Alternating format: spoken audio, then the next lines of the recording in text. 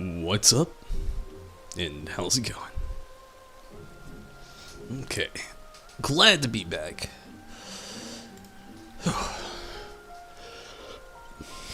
So, before the stream, I was kind of messing around a little bit. And I got myself in a weird spot.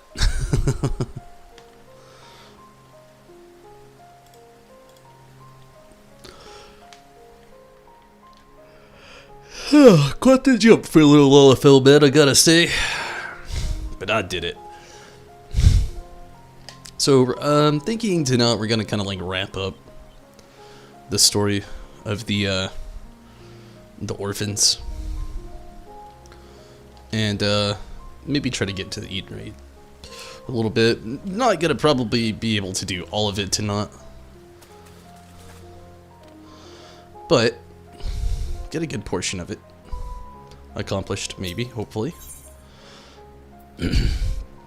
G Warrior MG. Steven, hello, how's it going? How are you tonight, Steven? How was the Friday? Sarah is concerned for Allie's well-being. The recent events in Whirlin have had a profound impact on the lives of many people. But more so than Allie. No, not more so than Allie. She's been in a state of shock ever since she returned. We've even called in Sid to see if he can assist what the problem might be, or ascertain. I'm pretty tired, bear with me. You see, there's a strong possibility that the diamond weapon itself is what's caused Allie to close herself off like this, but for the time being, all we can do is wait. There is one other thing. Avelina came by looking for you earlier, so perhaps you could go see her. Daily grind, known as work. I know how that goes. I know how it goes. Can't live with it, can't live without it.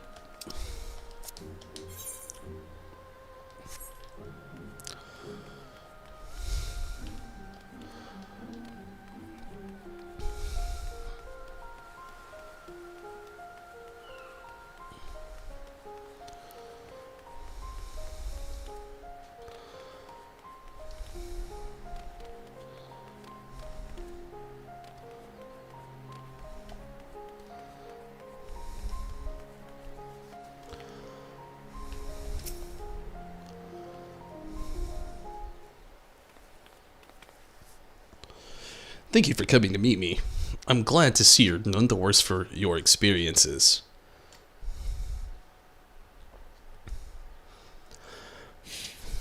Actually, I've been meaning to show this to you. It's to show you this. I gotta wake up. Thanks to the Alamegan resistance, the monument to the fallen is complete. This is a big hat. Though they may no longer be with us, we'll never forget them. This way, they'll be a part of Turncliffe, and future generations will be reminded of the sacrifices that were made.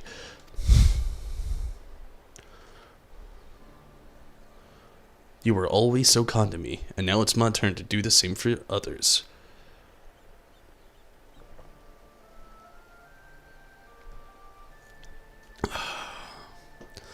Avelina is absorbed in prayer. Now could be a good time to return to Severa. That seems rude. Just to leave? At least he considered looking back.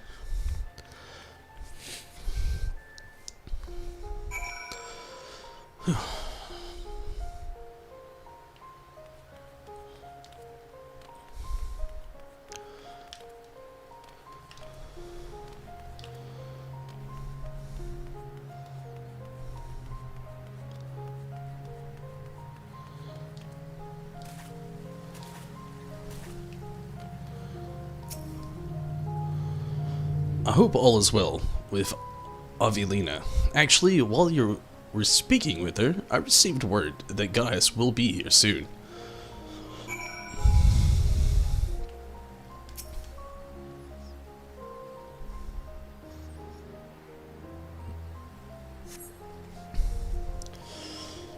I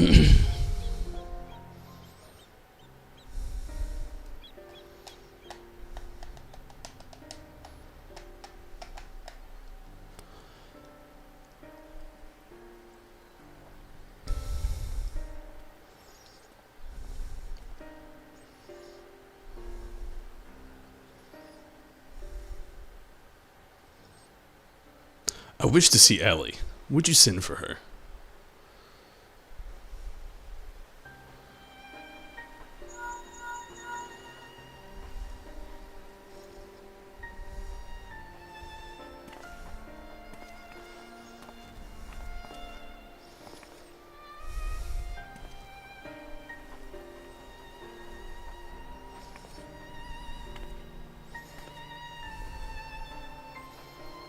Allie.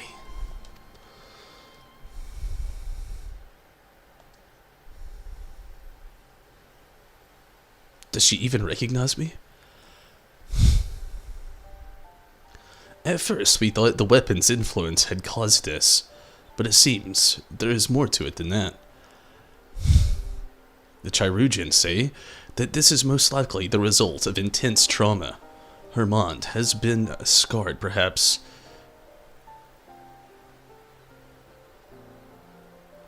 irrevocably.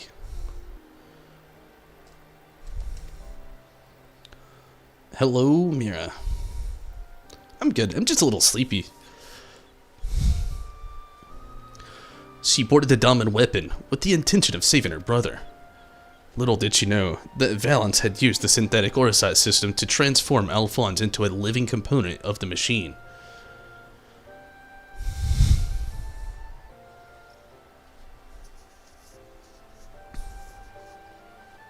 Then, when she boarded the dominant weapon, she finally learned the horrible truth. I never heard of anything so cruel. Just a moment. In each of the previous cases, Pilot became fused with the weapon's core, so how was Allie able to escape a similar fate? That's one of the many things we're still looking into. There is no need. Already know the answer. It was Alphonse who kept her safe.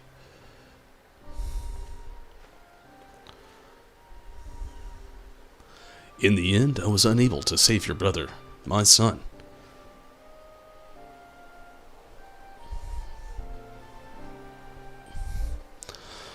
All they wanted was a place to call home, where they could live in peace. But after all the pain and hardship they endured, this is their reward?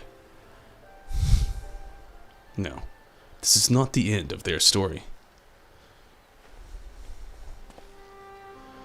I taught them the strong must lead the weak, but absolute power corrupts absolutely.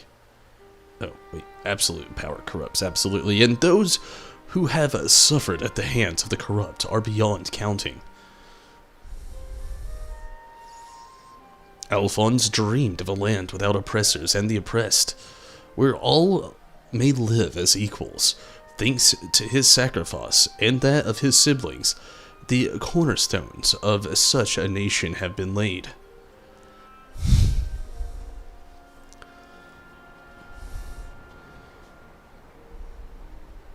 Nasandia, Rykon, Rex, Alphonse, and Allie. Or Rickon, whatever. They risked everything to win their freedom of Orlet. And now it has come to pass. I will see their ideals are upheld. This I swear, as their father. The long and arduous process of rebuilding Orlet has begun. In the days to follow, I shall be working alongside with new government to create a place that people like Allie and Severa would be proud to call home.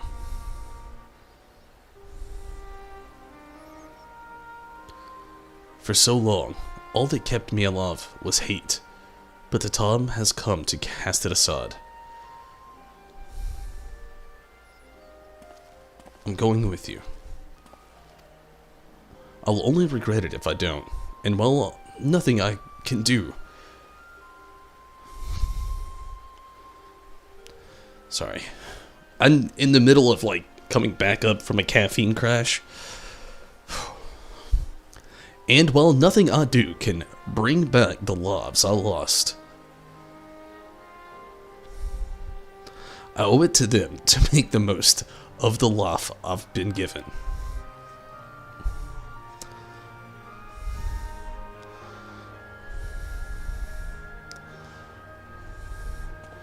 Times change, people change, and it's just as well we inventors would soon find ourselves out of work if everything stayed the same.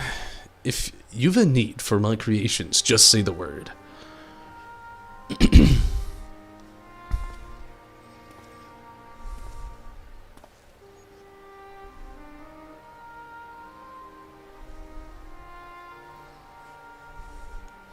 You know, guys, I could fill a book with all the things I've been meaning to say to you over the years, but what would be the point? What's done is done. There is one thing, though. If anyone can get through to Allie, it's you. She looks up to you the same way I did as a boy. Don't give up on her.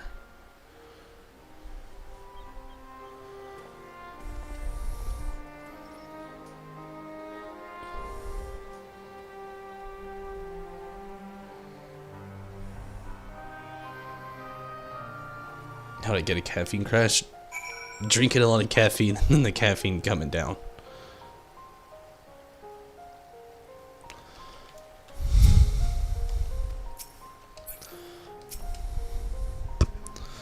For all my life, I've been searching for my place in the world. Everywhere I went, I was always on the outside looking in. But I've realized if we can't find one, we just have to make it ourselves. That's what I learned from Gaia's children. Despite everything, they never gave up, and neither will I. For now at least, my place is at Gaia's side. I'll show him, and see where this... I'll follow him and see where this journey leads. And before I leave, I want to tell you how grateful I am that you chose to stand by us until the end. I hope we'll meet again one day. All this time I've been trying to convince myself that Gaius was every bit the villain I'd imagined him to be. The ruthless subjugator of nations. Evil made flesh. And, well, many who fought under the banner of Garlemald are all that and worse. I realize now that Gaius was driven by his own nations of rotten wrong. Misguided as they were. Since then, he's turned his back on the Empire and its hateful doctrine.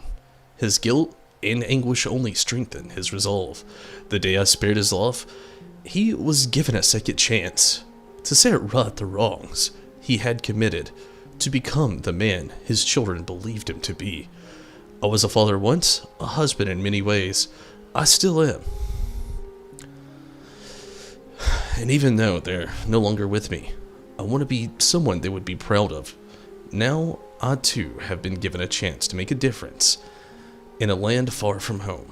I'll never forget my past, but neither will I be beholden to it. When I meet the people of Wyrlet, I'll be sure to tell the tale of your bravery and compassion. May it grant them the strength to face the struggles ahead. Pray, go in peace, my friend. Though we were brought together under strange circumstances, Valdil... I hate this dude's name. Valdilin, Sevra, and I will continue to work together, at least for the foreseeable future.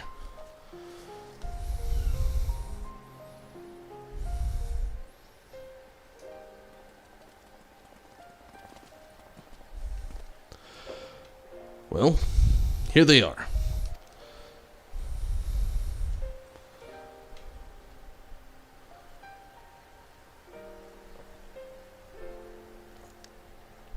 And who might these charming young men be? They were found in the 7th Legion's headquarters, in one of the few areas that escaped unscathed following the Diamond Weapons rampage. Perhaps that was Alphonse's intention. Do not be afraid. We mean you no harm.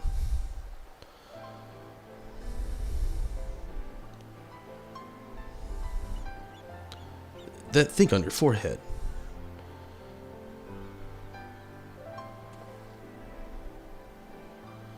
My name is Gaius Balazar, and like Valens von Varo, I was once a legatus of the Garlean Empire.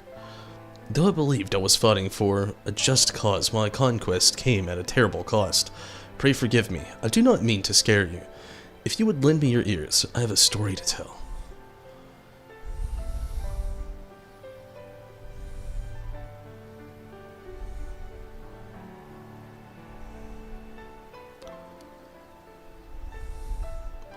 A group of courageous young men and women, not so different from yourselves, stood up to protect their people from the tyranny of the Empire. They fought with everything they had, and fondly victory was theirs, but it came at a terrible price. As their father, I still struggle to come to terms with their sacrifice, and yet they have entrusted the future to me, and I will stop at nothing to see their dream fulfilled. Even so, there is only so much one old soldier can achieve by himself. I would be honored to have your support in the days to come.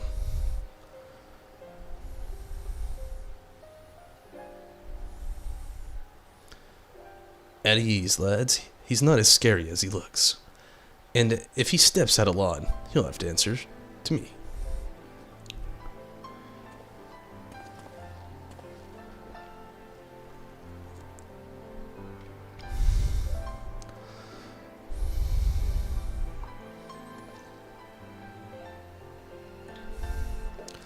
Though they were fortunate enough to escape the destruction of the castrum, they may have been injured while fleeing. Have the Trirogians looked them over and found a place for them to stay.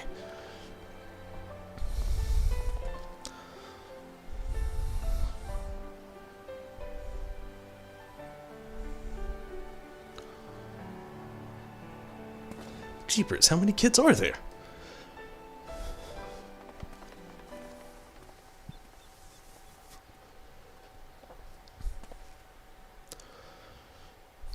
It seems the time has come for us to go our separate ways once more.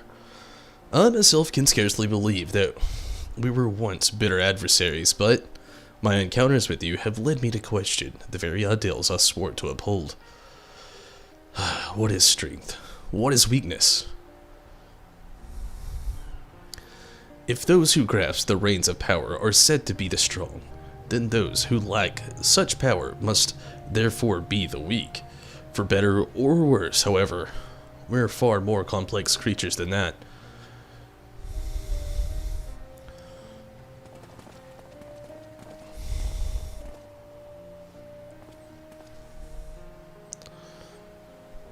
I see now true strength is not granted by others, but resides within us.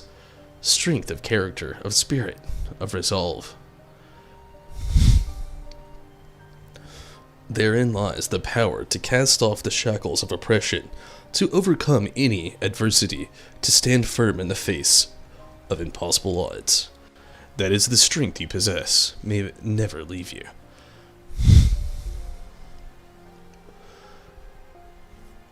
It seems I will have to summon all the resolve I can muster if I am to keep my promise to Alphonse.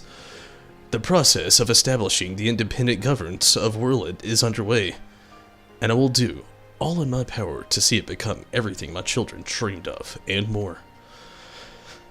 For the immediate future, we shall continue to work closely with the Alamegan resistance, whose role in the revolution cannot be understated.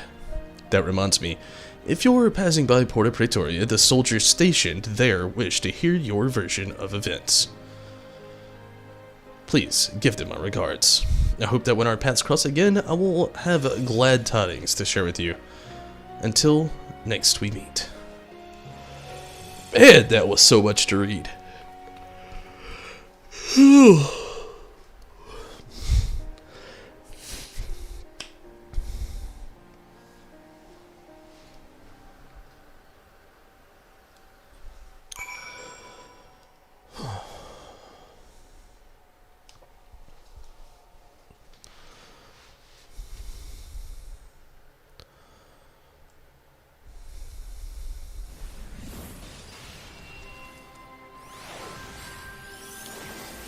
What the heck?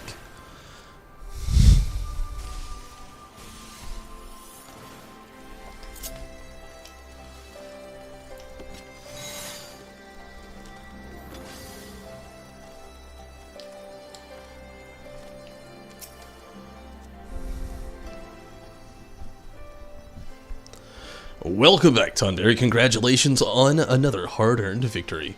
Ever since we first heard the news, I've been trying to hear exactly how it unfolded, so what can you tell me of the diamond weapon? It was crazy, bro.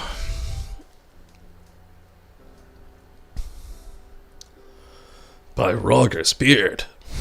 Even for the Empire, that must be a new low, those poor orphans. I can only pray that the citizens of Worley are able to enjoy the freedom that Gaius Wards gave their lives for. At the very least, we need no longer to live in fear of the monstrous creations birthed by the Weapon Project. I shall add your account to our official report. Finally, on behalf of all Amigan Resistance and the whole of Eorzea, for that matter, allow me to express my heartfelt gratitude. Thank you. Whew. That was quite the time.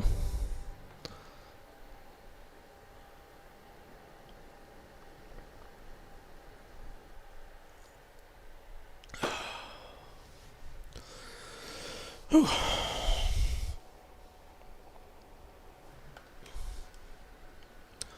And it's not over yet.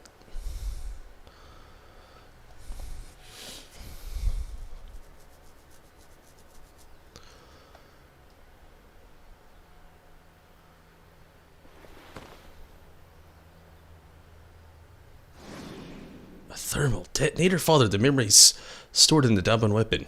Give them to Allie. You put that thermal detonator away.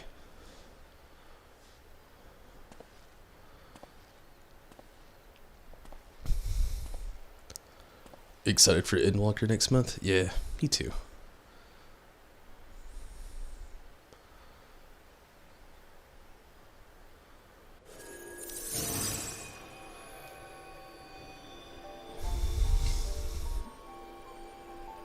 That's no thermal detonator. That's a strobe light.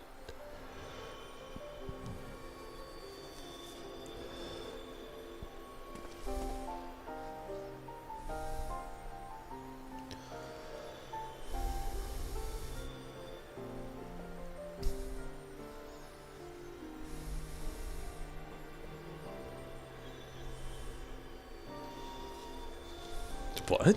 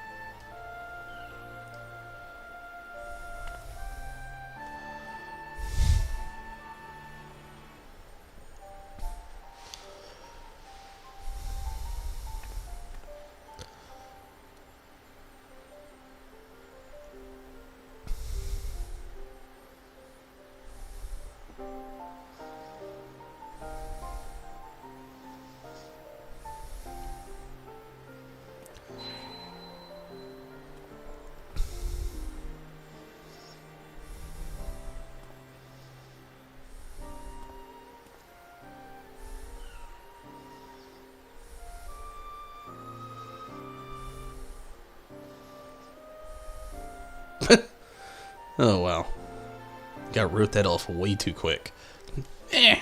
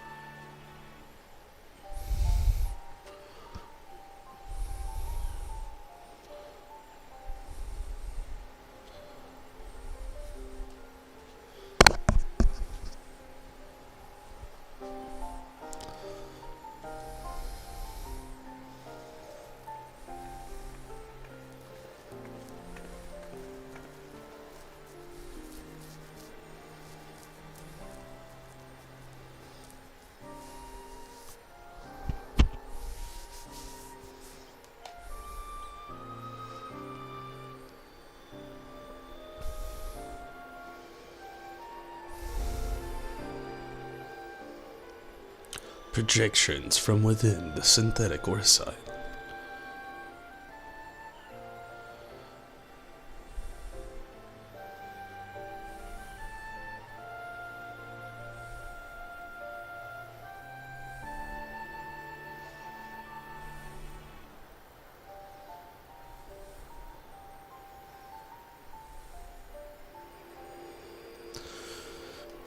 These are his memories. Their memories.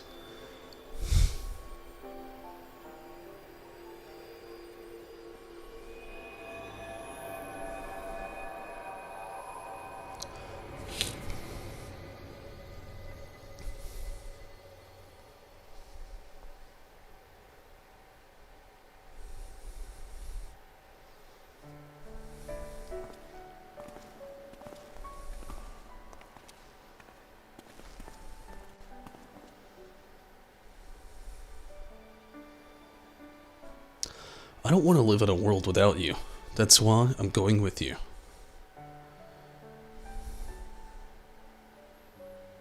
No, not yet, Allie. Now is not your time. Father still needs you. Please take care of him. In our place. And if you're worried about Alphonse, don't be. He's got us for company.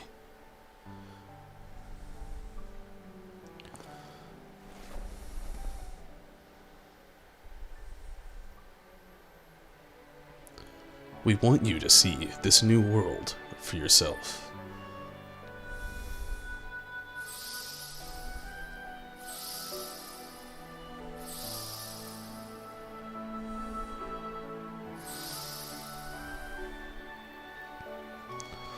I will forever be at your side, Ellie. No, it said we. All of them.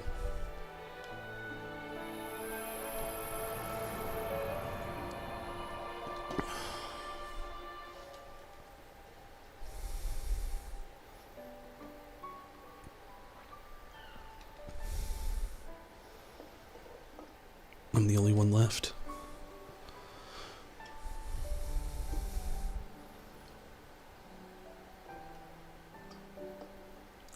But I'll never be alone.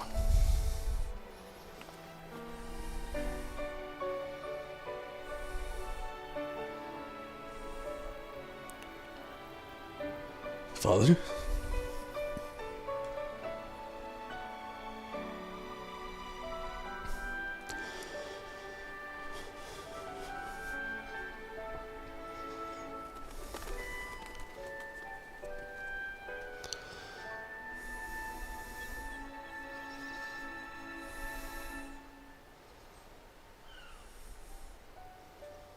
Finn. Well, I beat the game. Thanks for watching. Okay.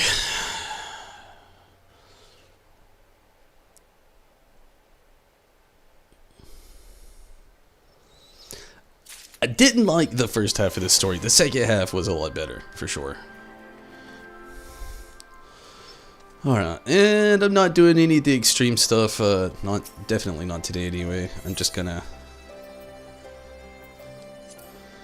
go through the banter, unlock them. If I feel like it later on, we will. I'm actually not even gonna read this, so this thing weighs tons. Perhaps I should have used a lot of materials.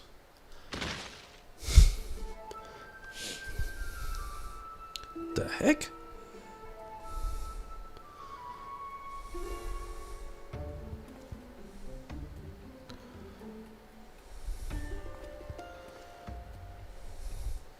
So what do you think?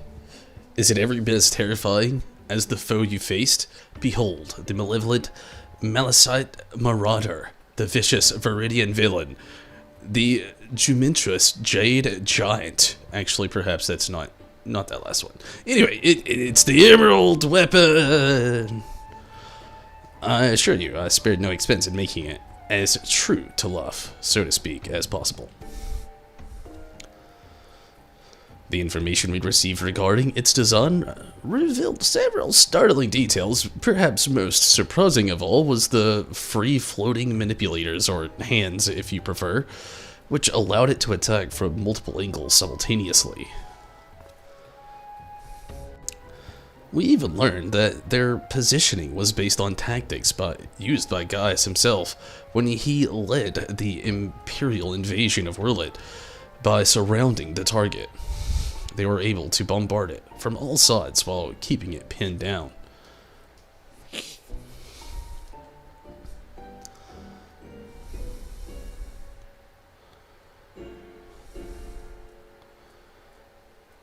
Not only that, but the Emerald weapon was able to perfectly replicate Gaius' renowned Terminus S gunblade technique, though on a much larger scale. I wish I could have been there to see it myself. You're so lucky. Goodness me, all this talk has made me rather parched.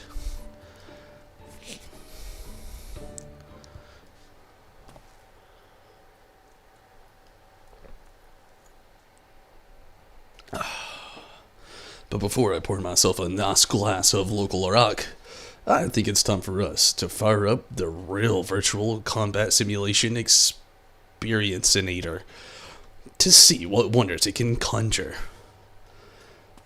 Anything can happen, so don't say I didn't warn you.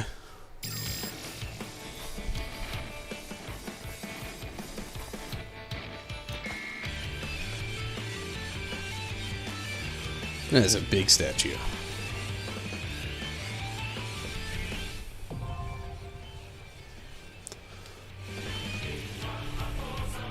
And tacos and beans and tacos and beans.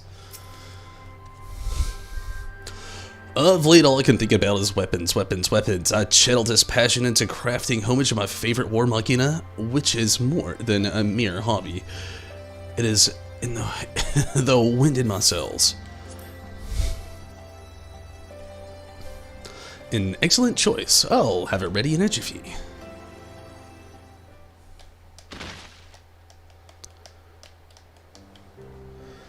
Here it is, the most formidable of all weapons. One that requires no introduction. Having said that, I'll give one regardless. Let me begin with the alternate name. AEWRZ. Like the other models, it is an anti-icon war machina, and is the... Oh, and the A is a numerical indication that it belongs to the first series of prototypes. Z seems to imply that it's the final version, which is merely conjecture on my part, but the Ruby, Sapphire, and Emerald weapons appeared to have been designed from the outset to gather data for making improvements to the Diamond weapon.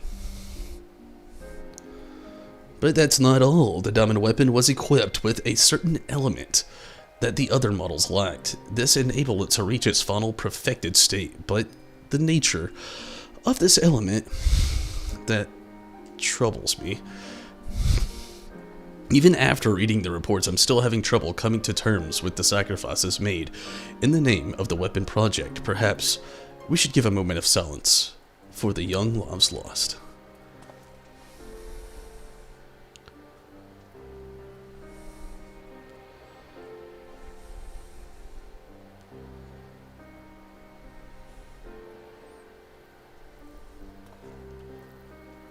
I was planning to give this sculpture to the people of Wyrlet as a reminder of the brave souls whose deed eventually led to independence from the Empire.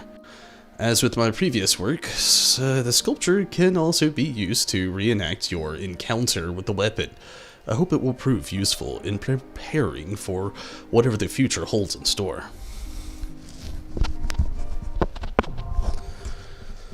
Oh man, okay.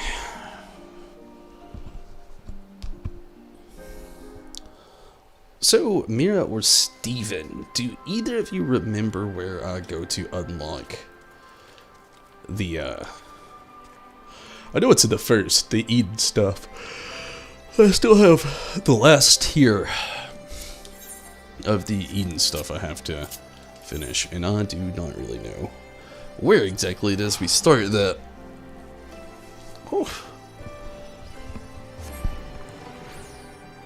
Oh, man. I've had to read so much in such a little time. I guess it has been that long. It's been an hour. Whew, lots of reading. Lots and lots of reading.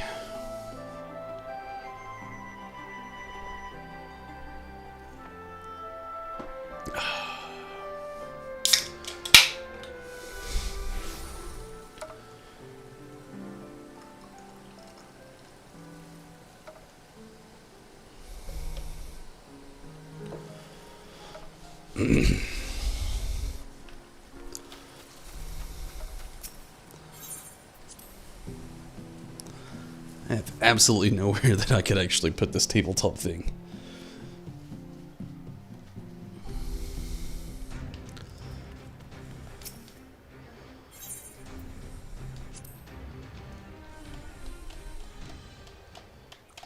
But yeah, I remember the places in the first. I just don't remember where. I think I might remember. I gotta get out of here. Hopefully nothing gets clipped in there too well. I'm try to walk back in now. And I gotta go back in here again.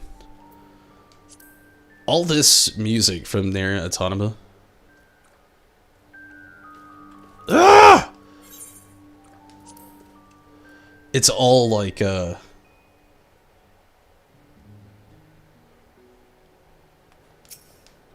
copywritten, apparently.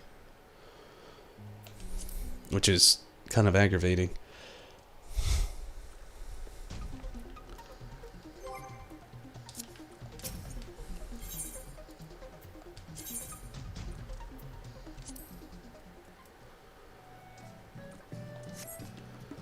Turn those back on some other time.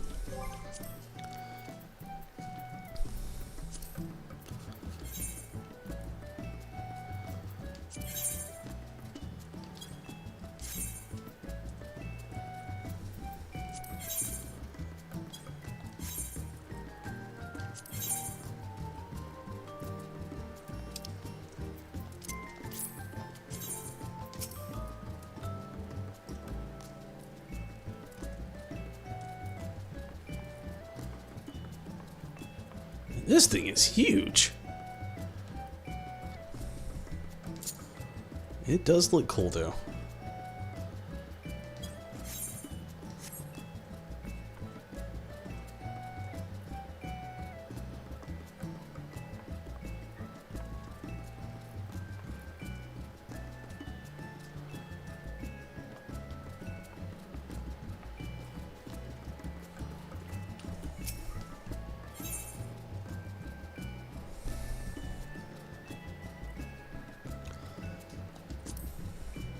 But yeah, it does suck. They played such a big part with putting all of that in the game for the Nier Automata stuff. But I hate the fact that after they did it, it all ended up being nothing but copywritten music. Like, that is such a lame thing to do.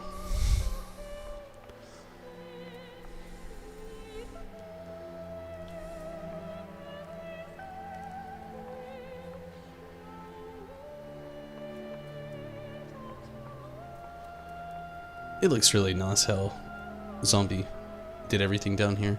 I do slightly miss her clutter bomb though.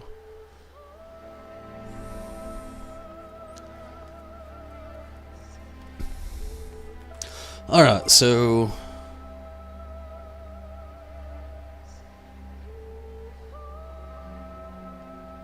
that's good, yeah. Okay, so where was that? Camp in the empty or outside Journey's End. That's close to Clusia, right? Maybe? I know one of them was close to Tomra.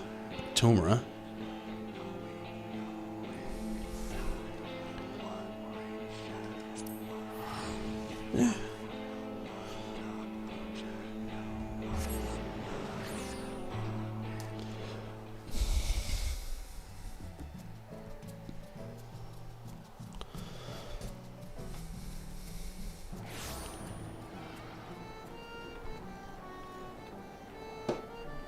I think that's it right there.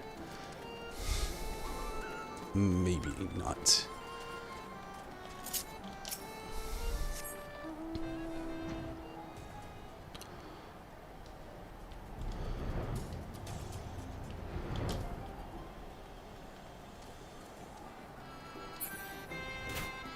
quest is this? Maybe another time. I don't know what that quest is. It's weird. Let's just click on it and see for a second. Food stuff.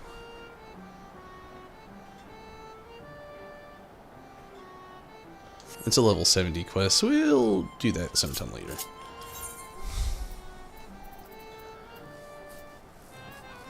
The End Journey's head? You said end, right?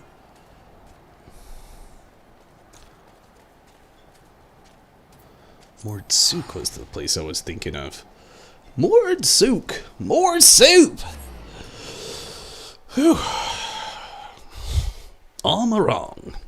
Gosh, it's cool that they made this whole area, but it's something I was talking about a few months ago. Like, there's so many of these places that they made that it's kind of sad in the end because they put so much heart and soul into these, but for new players, they still have some magics and stuff to pour in for people to do, but in a lot of ways, too, there's just, like, the thought of everything, you know, where it's just, like, it won't be long till this place is completely dead, and then nobody's walking around here, except for new players. Empty promise. Yelfert is so engrossed in the slip of paper in his hands that he barely notices your approach. Do try and not startle him.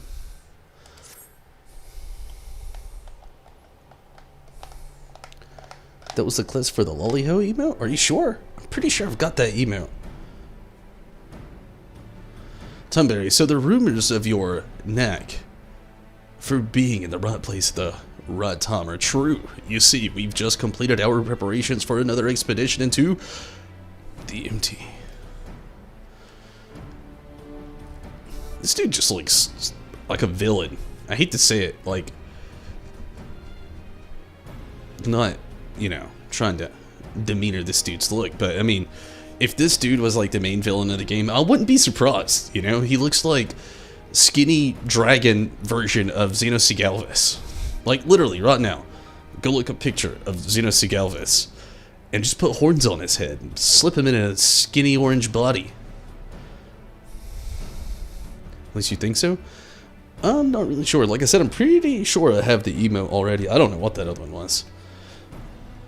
Miss Reen and Miss Gaia agree that it is high time you all went to see how things are coming along, though I must say, being at their beck and call not indeed does test my patience on occasion.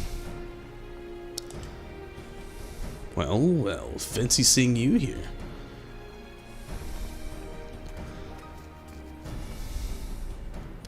Tonberry.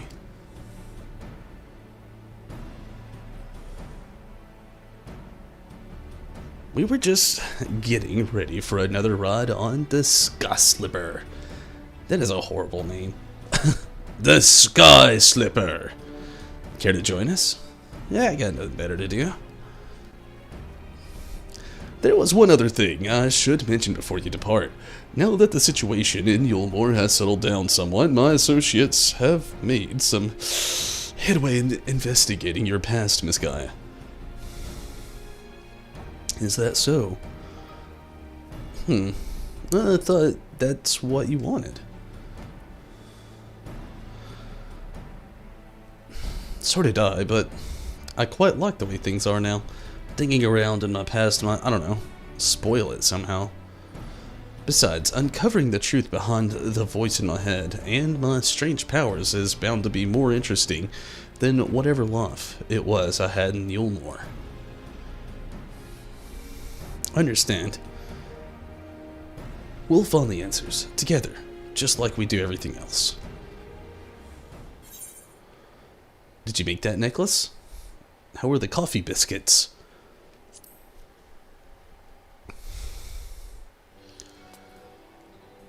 You mean the Oz crystals we found after the battle?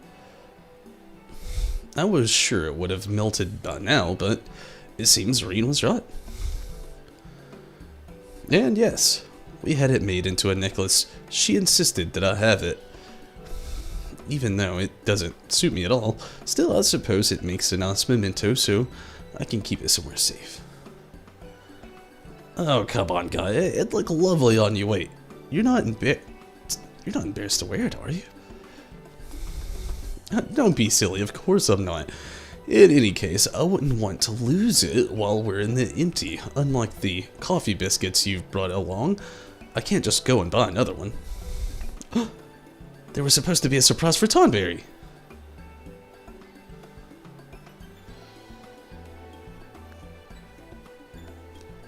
And in case you were wondering, I haven't been neglecting my training. I wouldn't want my skills to get rusty just because Thancred's not around. I'm ready for whatever lies ahead.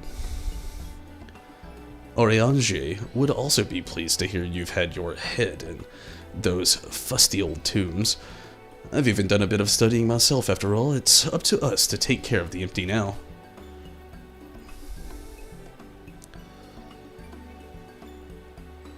What up, Rez? How are you tonight, Rez? Thanks for jumping in over on Twitch.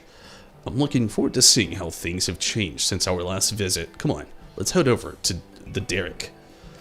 Not the Derrick.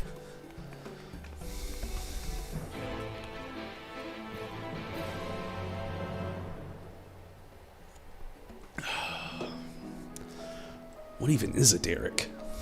Other than a name.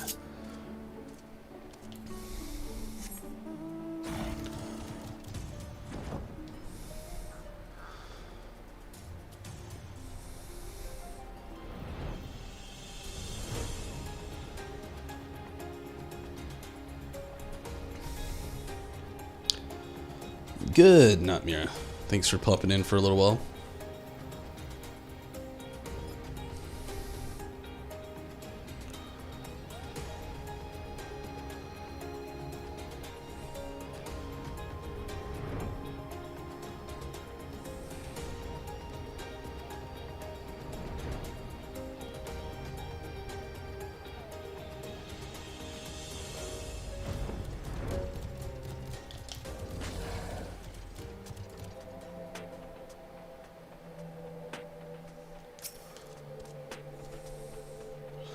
I don't suppose you fancy taking the helm this time? Oops. Wait, I'll pilot this time. Oh, I didn't realize you knew how. While you were off trading, I was practicing with another Scotch slipper they have at the Crystarium. Really, that's fantastic. Hardly. You've been pulling more than your own weight, and I just wanted to do what I can to contribute more. So how was your night, Rez? And day, of course. How was your Friday? Oh. So you two can sit back, relax, and leave it to me.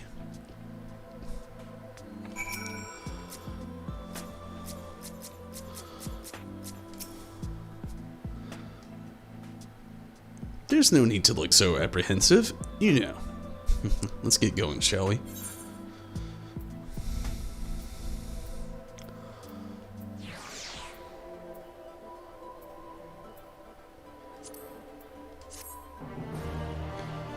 It was long?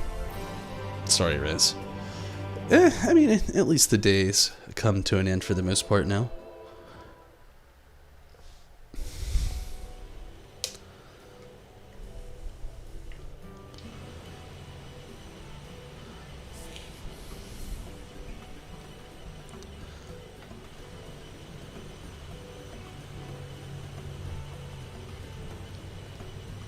It's so strange suddenly seeing you at the controls. Why didn't you tell me you've been practicing? I thought I'd surprise you, that's all. Well, consider me surprised all this time. I thought you were only good for smashing things with your hammer. Bring that up again, and you can walk the rest of the way.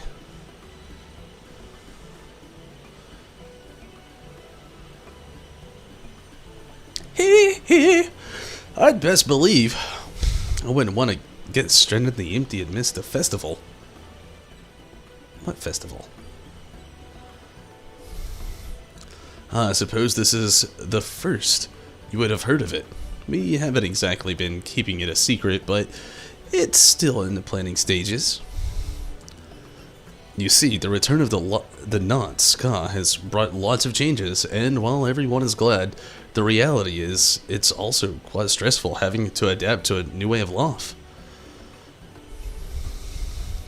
Seeing how hard our elders are working to keep the Crystarium running, youths like myself came up with the idea of hosting an event as a way of expressing our appreciation.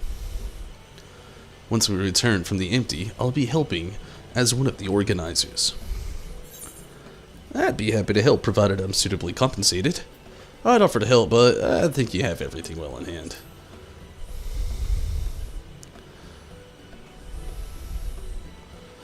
I wouldn't be so sure about that, but I'd try my best to make it a success. If everything goes well, all you'd need to do is turn up and enjoy yourself. How about you, Gaia? Would you like to help with the festival? What's that? I haven't been listening. My leg is cramping up a bit. Piloting this thing must have made me more tense than I'd realized. Then let one of us take over.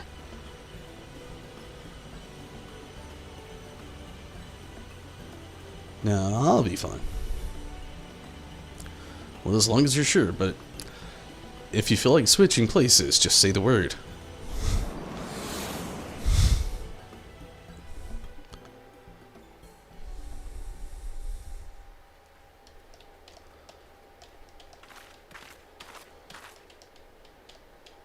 Now, how can this be?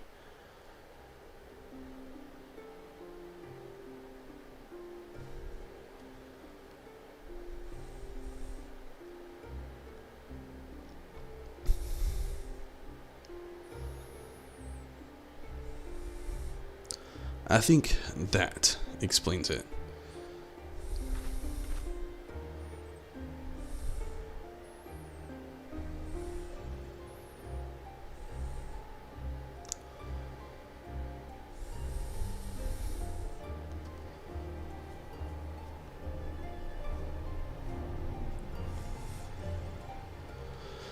Lot, does this mean there's still too much of it in the empty? I'm no expert, but this might be a result of losing control when you restored the ice element. Even though I tried to use darkness to hold back the lot spilling forth, it seems it wasn't enough. Then we're right back where we started. This is all my fault. No, Reen, you mustn't blame yourself.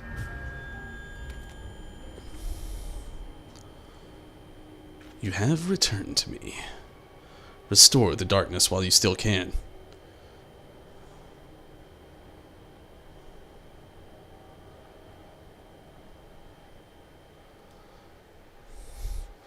A familiar voice, an inescapable fate, the promise of salvation, at the precipice of ruin.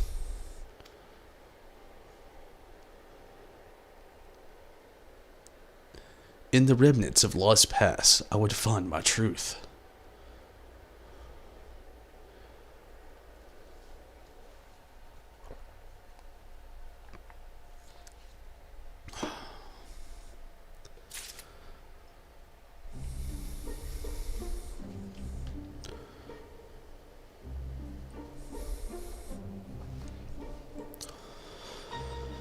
Oh, man.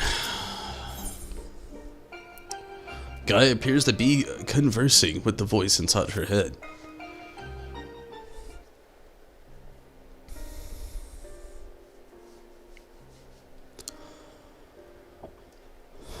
Restore darkness. What did you say, Gaia?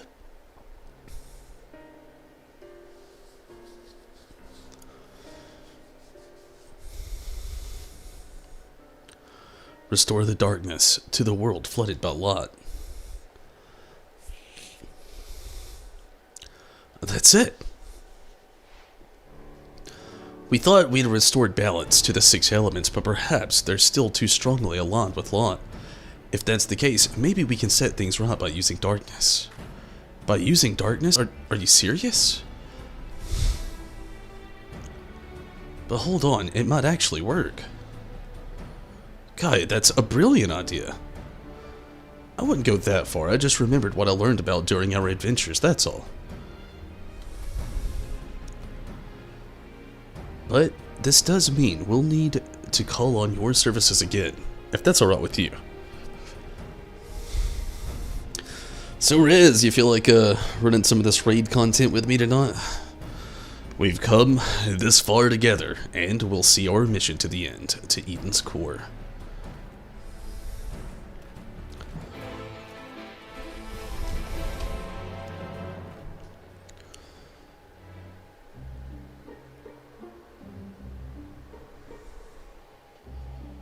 Hop on real quick, sounds good. I mean, I still gotta unlock it anyway, so...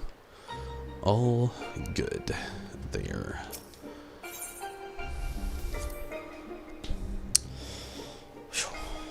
Man, all this reading, it has been rough. I mean, it's only the fact that I'm like coming down from a caffeine crash and just like all this reading's just like, whew.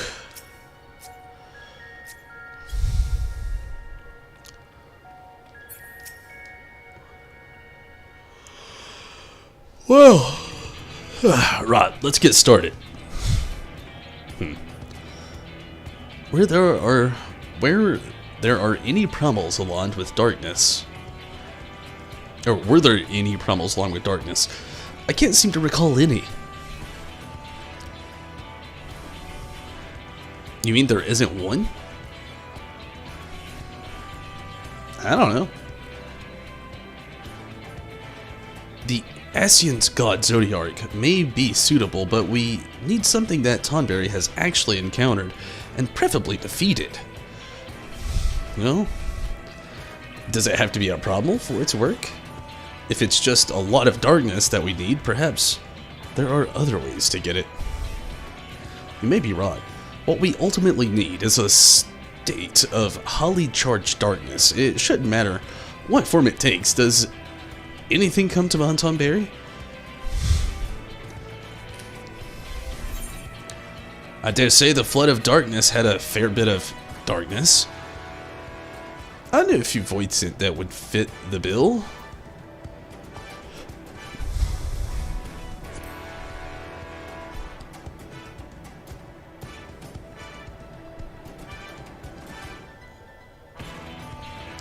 The creatures I unleashed while under the fairy's control.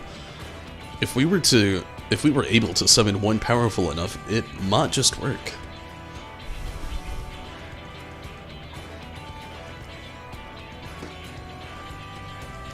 The Cloud of Darkness. I can't begin to imagine how powerful it must have been. I'd say we found the perfect candidate. But where to find a suitable place? One where darkness is strong. It won't be easy in a world flooded by light. Well, we've got the Warrior of Darkness and the Oracle of Darkness right here. It seems like a good enough spot to me. But what about the light aligned ether that's all around us? That's where you come in. You can suppress the light while I draw out the darkness. By combining our powers, we can make it work wherever we are. Combining our powers? Yes, between us there's nothing we can't achieve. Don't be afraid, Gaia. I'm not afraid, just very concerned that this will all go horribly wrong, which is the same thing I suppose. Anyway, it's certainly not easy coming up with these plans by ourselves. That's true, but when this is over, we could reward ourselves with all sorts of delicious treats at the festival. Festival? What do you mean? We spoke about it on the way here, remember? I asked if you wanted to take part. I was busy piloting the Sky Slipper, so I probably wasn't paying attention. Oh, well, not to worry. We can talk about it later. Right now, we've got a job to do.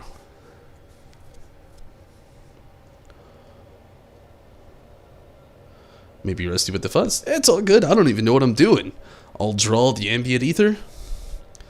and I'll shift its alignment to darkness. Now, Tonberry, focus your thoughts. Yee!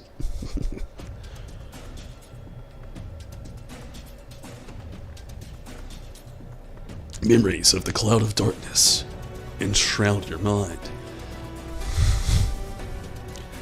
Naked lady in the clouds.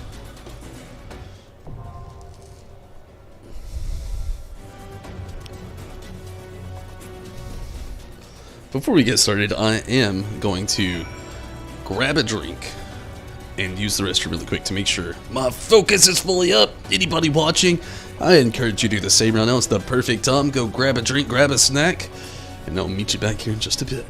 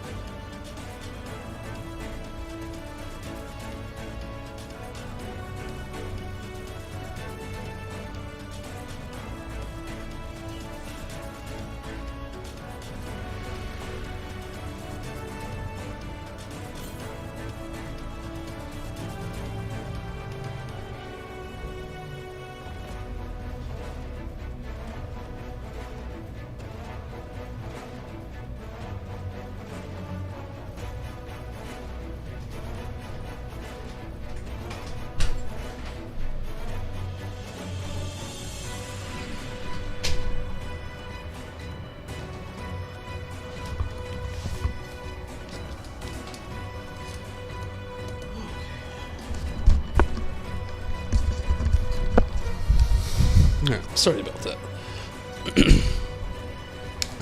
So you ready, Rez?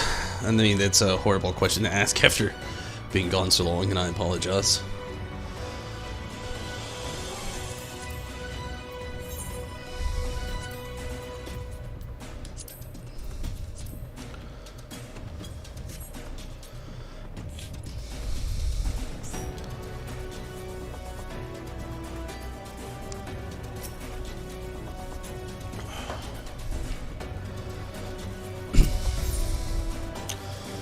The Promise. Eden's Promise. Umbra.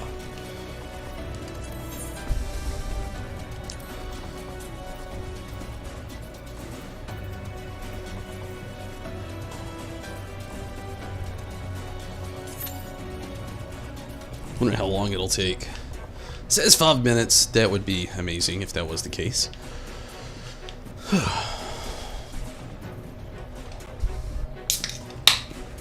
It'd be nice if Minato could jump on here with us. I haven't heard back from him in the last couple days. Well, not really anyway. Just briefly.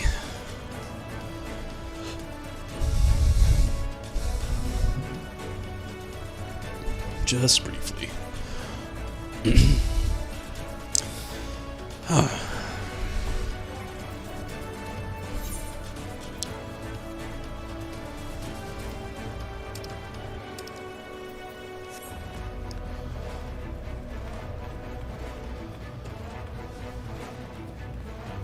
You know, they really did do a really good job with how they did the colors and everything in this room. He was asleep last night? Yeah. It happens. He was awake earlier, I don't know. I'd have to check Discord again. He was awake earlier, but... tried to blow up his DMs.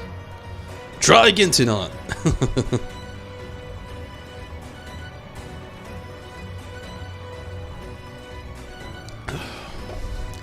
You know, it is nice knowing that we are less than a month away, though, from the new, expansion. What I've honestly decided to do is I'm going to be playing the expansion, but I'm going to be switching up certain, like, particular days. That way the expansion lasts longer for me, and everybody has a chance to actually run through things. Because I know a lot of times when the new expansion drops, everybody can't just spam the game, you know? So I'm going to intend on, avoiding all spoilers. And, what I'm going to try to do is, I'm going to split up days between Final Fantasy XIV and the new Pokemon game. I'm going to work my way between the two. That way, everything with Final Fantasy XIV lasts a little bit longer for me, and I still get my fix with Pokemon. I'm going to be there at the, right there at the beginning of the expansion for the first about a week, maybe. And then I'm going to take a small break. I'm going to play through Pokemon after that.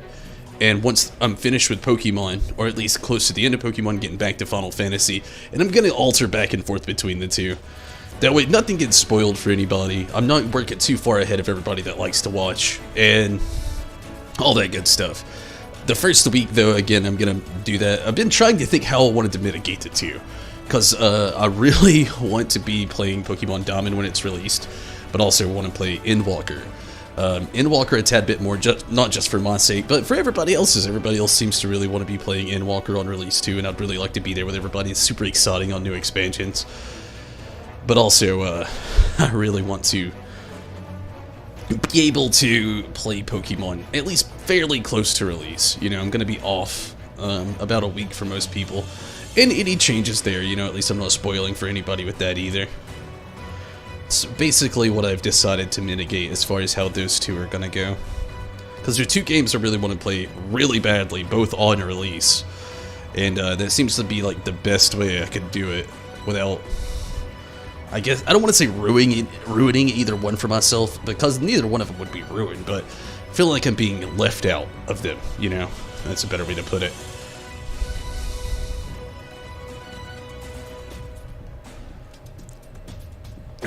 Definitely looking forward to both. That's one of the good things about Legends Arceus, though, that I'm really happy about. Like, sure, there'll probably be a patch that comes out around the time Legend Arceus releases, but it's just going to be a patch. I would not feel bad about missing a patch and then coming back to it later. And I could be very far off from saying that too. We might not even get a patch until like March next year. With how things are still moving so slow in the world right now. Which I doubt it. Things are coming back to being at least somewhat normal-ish. But who knows, we'll see. But, yeah, I am very excited to be able to play both. And it's kind of like, I've been thinking on and off today on how I would mitigate these. And that ended up being like my end goal. Starting week 1, being here for this, and then after week 1, after so much that I played through anyway, rather, switching over to Pokemon, doing that. And Pokemon, oh man, Pokemon's not going to take long at all, let's be fair. It's basically Let's Go Eevee, Let's Go Pikachu, but Dominant Pearl. I'm drawing out the darkness. Get ready. Love this music, the battle music from Final Fantasy VIII. Every time something important would go, da, da, da, da, da. First time I ever heard this music was when you have to fight Ifrit.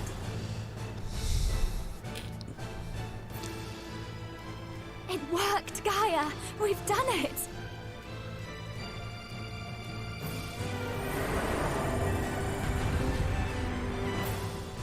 Screamy lady.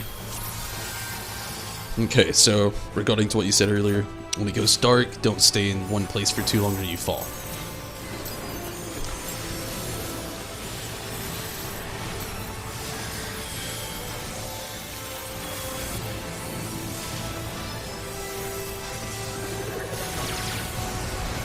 How the hell do you avoid that?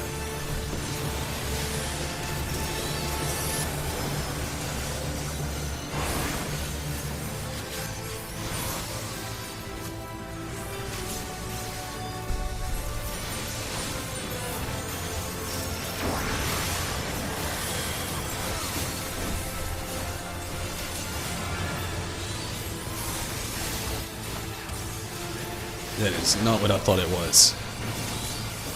And now I'm dead. What happens with that thing? What is that? The little crystal thing.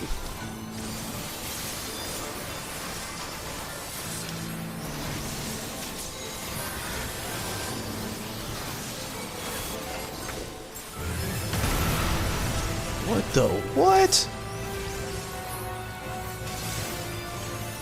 This is the part you were talking about.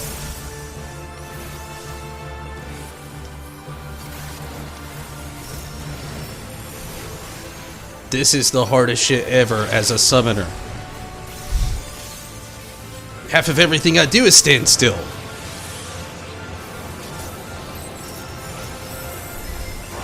Gosh, I can only imagine how big of a nightmare this is for a black mage.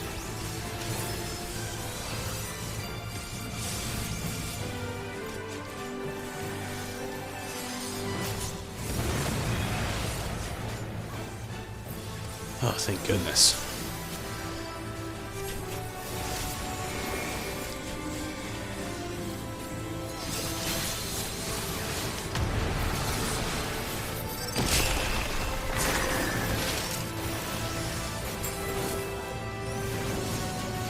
I have no idea what it is I'm doing right now.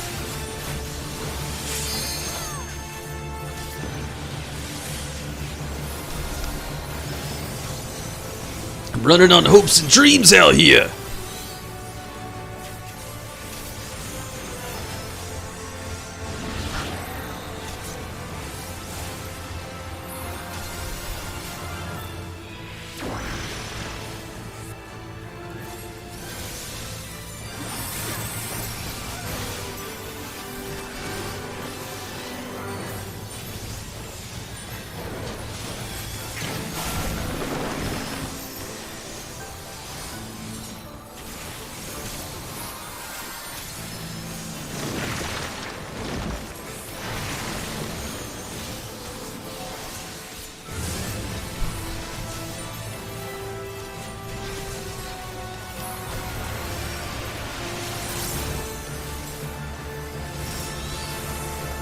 Man, this is intense. There's a lot going on right now, and I'm trying not to just like go blank stare at it.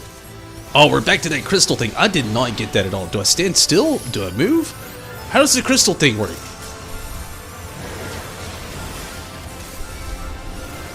Maybe we gotta stand on these. Also, don't get this.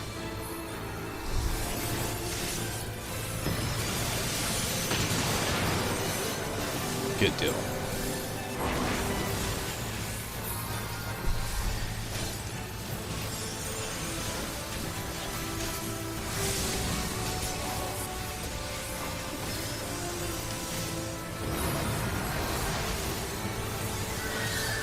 Gosh, this battle has to be a nightmare for, like, mages.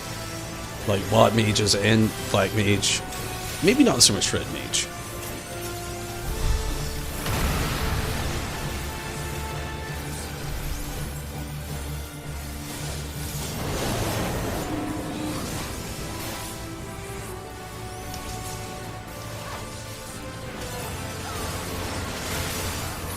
Oh no, I died.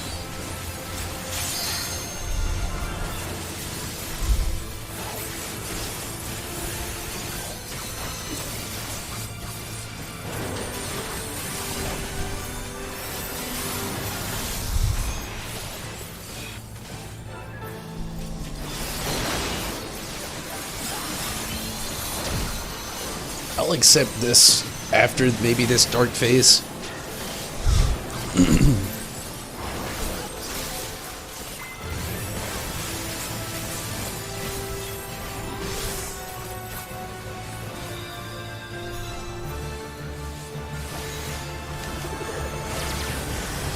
Oh my god, I should have waited till after the phase like I said. Jesus, I just woke up and died.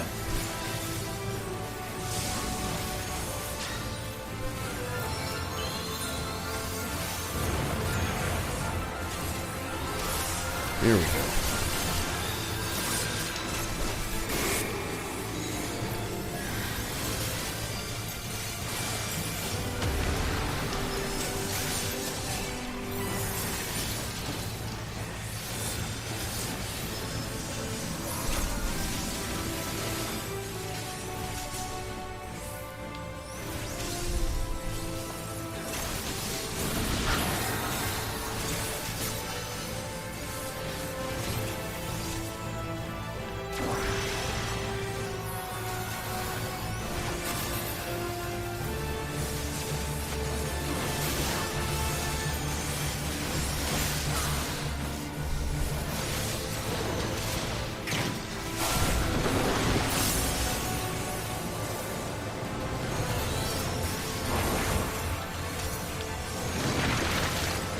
Oh, jeepers.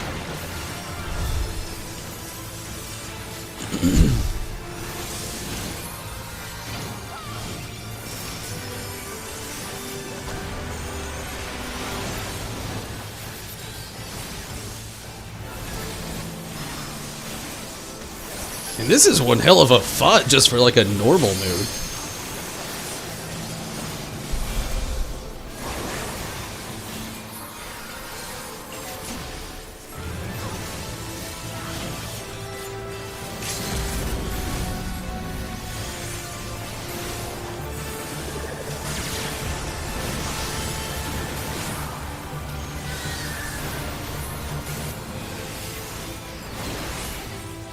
Fuck.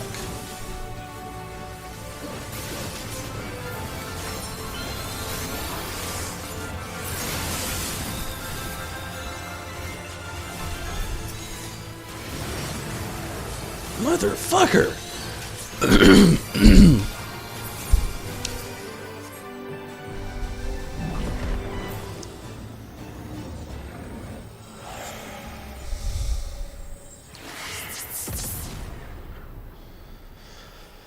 Well, we did it. Even though I died like 4 times.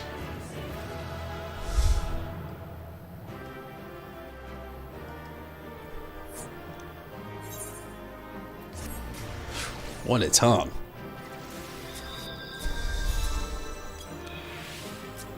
Needless to say, there's no player comps for me this time around. I'm guessing I need pretty much everything out of here.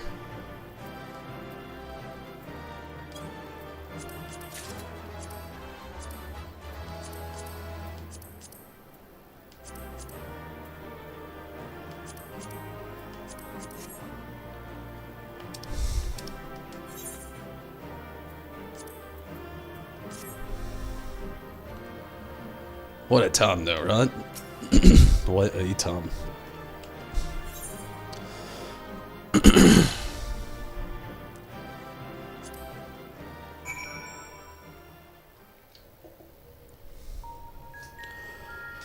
Tink Buster, you dud too at the beginning. I did again toward the end.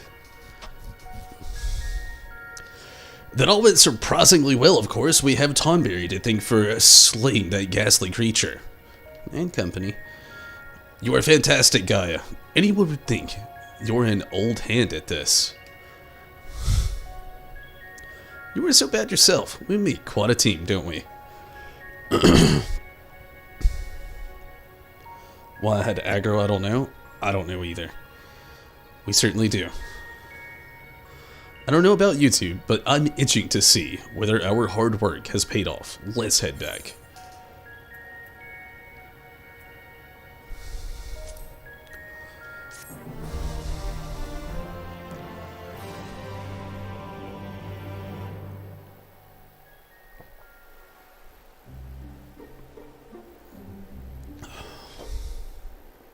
I'm so glad you call it too, like, aggro as well, Rez. It makes me feel less old. Not to make you feel old by saying that. I guess that sounds mean, like I'm making you sound old too. We're not that old. But I don't ever hear aggro anymore. And when I hear it, it just brings me back to the World of Warcraft days. I was so tempted to resub to World of Warcraft. About right before I got my sub back for Final Fantasy XIV, I was so close to doing it. And then I told myself what stopped me from doing it. I was like, I already play Final Fantasy XIV. Why not resub, get back into that? I mean, the new expansion's right around the corner. Let's just get back into that and everything. But, always be aggro for you? Yeah, same here. I never hear it anymore. Especially in this game. I forget what they even call it. What is it called? Aggression? No. It's called something else.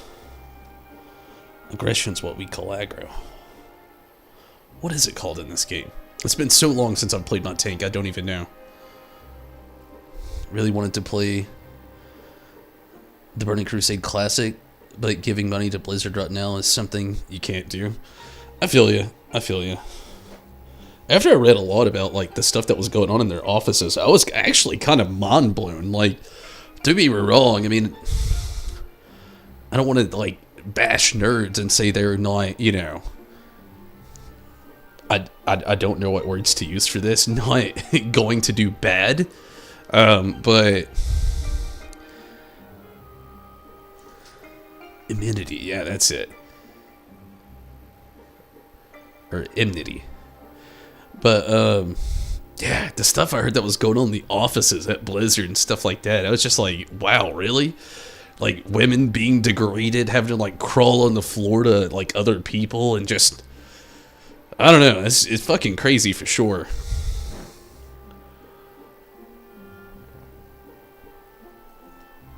I didn't hear about that. I didn't know somebody had killed themselves.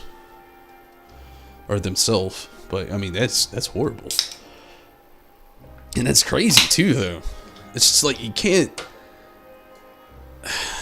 It's hard to, like, hear that and believe it. And I'm not saying I disbelieve it. It's just like anything that you hear of something like that, you're just like so awestruck. You're like, what? And that, hearing and reading everything that I'd read about the whole Blizzard company, it blew my fucking mind. The plants are just as lifeless as they were before. Maybe the light's influence is still too strong.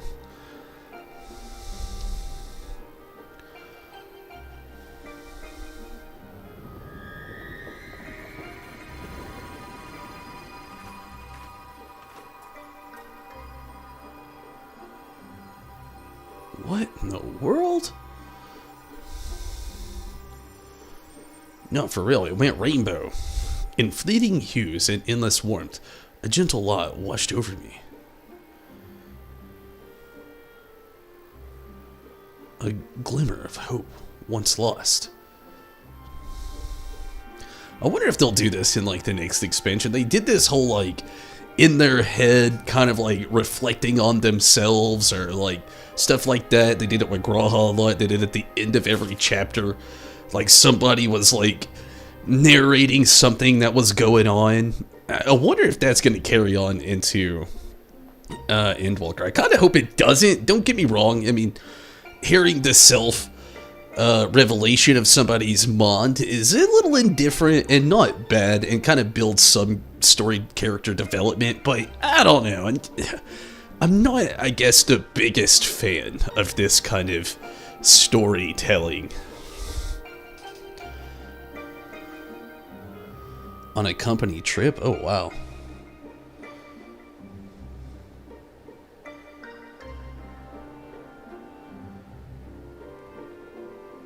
Need to do better before you give them money again. I would hope that they do. Like, all this stuff, it's no secret anymore. Like, the tell-alls that have been going on, the women degradation, just everything about the whole company. It's just been insane, you know? I don't know. It's just crazy. Don't get me wrong, I know it's a huge game, but I don't see how any of them could get that big-headed either over World of Warcraft. Let's just be fair. Is there an overarching story of World of Warcraft? Sure. Can you replay it all? No. Like, at the end of every expansion, I don't know if you've ever noticed, but like at the end of every expansion, if you were to start the game over, the beginning of the game, when you start a new character, like, let's say you were a human, and you started in like that Goldshire area, like, there's a basic story that does stay pretty much about the same there, but then later on, like, certain aspects of the world change, so when you start the game's pretty much initially changed for the rest of your playthrough. And so you can't really play, like, you know, now they have the release of like the classic stuff, so you can replay those stories again. But so much of it just keeps changing. And one of the things that they can always just, let's just be quite honest, as much as have a heartfelt stronghold to World of Warcraft, not Blizzard, the company, I'm not going to say the company, but to World of Warcraft itself, the story never really drew me in. I'm just being quite honest. And there was story there. Some of it was really good, and some of it was just gonna, I'll just get through this as fast as I can. But their graphics was just, I mean, it looks like no better than just like a really smooth PS2 game. Like, in-tier PS2 game is World of Warcraft graphics. Some would dare say this, but I would at least give them PS3, you know, on this game. At least give them that. And there's some things that look amazing sometimes. Some models, you know, they are very downgraded because it is an MMORPG, but there are some MMORPGs out there, just like those MMORPGs just look like, oh, BAM! And you're like, God dang, how is this a video game? Or an MMORPG at that.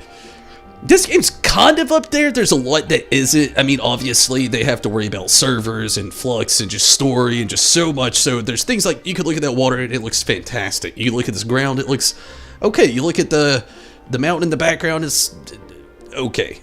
But, like, let's use World of Warcraft, for example, this versus World of Warcraft graphics-wise. Like, World of Warcraft's like a smooth cartoon, you know, at best. It looks better than that, it does, but I don't know, I don't see how anybody that works there could have such a big head thinking that they were any more superior to any person ever. Like, let's just be fair.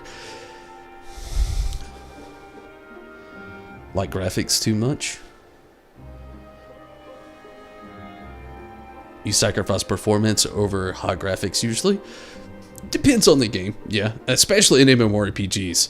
But I mean, that's kind of where I'm getting back at that point, you know, like World of Warcraft versus this game. Let's just be fair. This game, I feel like they push the right amount, you know? Like, they're not breaking themselves, but everything looks great. World of Warcraft, on the other hand, you get to some places in the game and you see the corners of the game where you can't go past that just look lazy. Yeah. More stylized approach? I mean, I could see that. You agree? Yeah. And see, like, I don't know. There's just a lot of stuff I've done in World of Warcraft when I was younger and bored. Because when I first started playing, I didn't like to join, what were they called? Guilds. The first time I tried to play, I just tried to make my own. I thought it would be cool, and it failed miserably. I didn't know anything about making a guild. And I just kind of walk around all the time, just like looking at shit. And sometimes I just got super bored. Need to update World of Warcraft, but they never will. Oh, most definitely. The whole game could use an overhaul. But I agree with you, they never will. So many people have spent so much of their life playing that game. It's kind of like RuneScape. RuneScape did actually have a big update. But that's another game that's just like, they've got what they have, and they're going to keep running that. And it'll probably never really change. Even though it has, you know, from RuneScape Classic to now, there's been some big changes. But ultimately, it's never really going to have like a big change. You remember a while back somebody had told me about, it was actually a few years ago, a friend of mine would be like, nah man, they changed a lot in RuneScape, it's way different now. And I went back and I looked at it, what it is now. I was like, no it's not. It is not that different. Just to be fair, I never really made it into RuneScape very often. I can't talk too much shit about it. I never played it enough to talk shit about it. Like, legitimately, I never made it off Tutorial Island back in, like, the day. When I say back in the day, I mean, like, 2009? Maybe 2008. I tried playing it, and I just didn't like it. I spoiled myself with World of Warcraft at the time, though, so that was me. Something that blows my mind, I gotta put my drink down just to say that has been blowing my mind, is the rise of New World. I played New World, and hands down had to be 2010. Had to be. And the blow up that it's had, like, it has been in the top stream games on Twitch, and that blows my freaking mind. Give me a second really quick. I'm gonna take a very quick restroom break.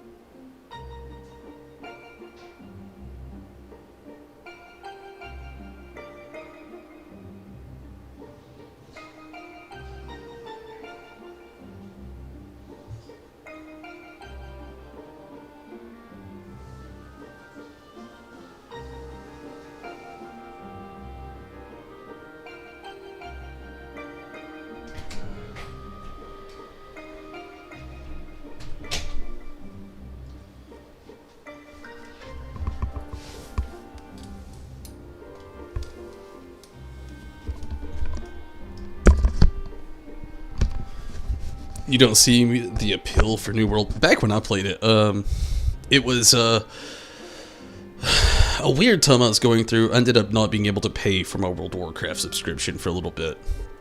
And I was having an MMORPG itch. At the time, I'd pretty much done everything that I could do in Guild Wars at the time without actually having more players to actively play with and try to get through content with, without being stuck behind like queue times and just things that just were very hard to do alone. And so I was like soul searching. I just played there was another one that released at a certain time, and I actually had an ad for New World pop up. It was free to play. Servers were shit back then, like complete shit. The PC I was playing on was like a Toshiba something. It was not a good PC either. I got it on a Black Friday deal at Walmart. And, gosh, I can't... There was one I played right before it, and I just didn't like it. And then I found New World. And the character customization, the classes you could choose from, the races that you could choose from. Like, I'm pretty sure... Let me make sure I'm thinking of the same game.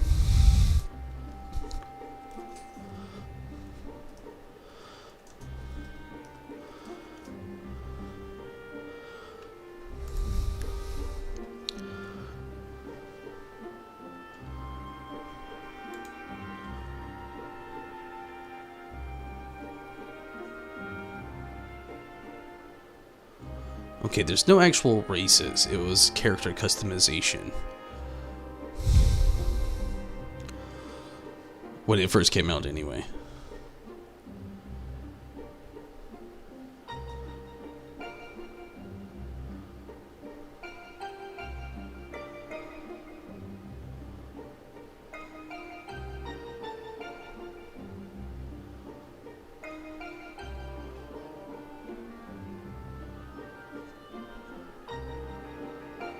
No classes or races.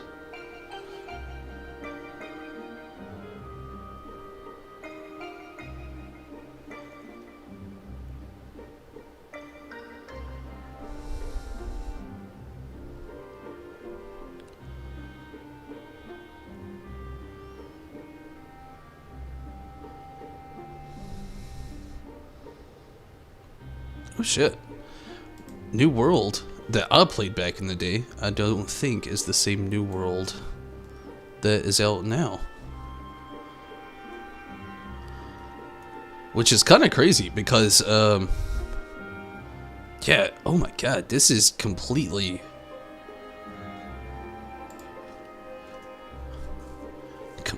different.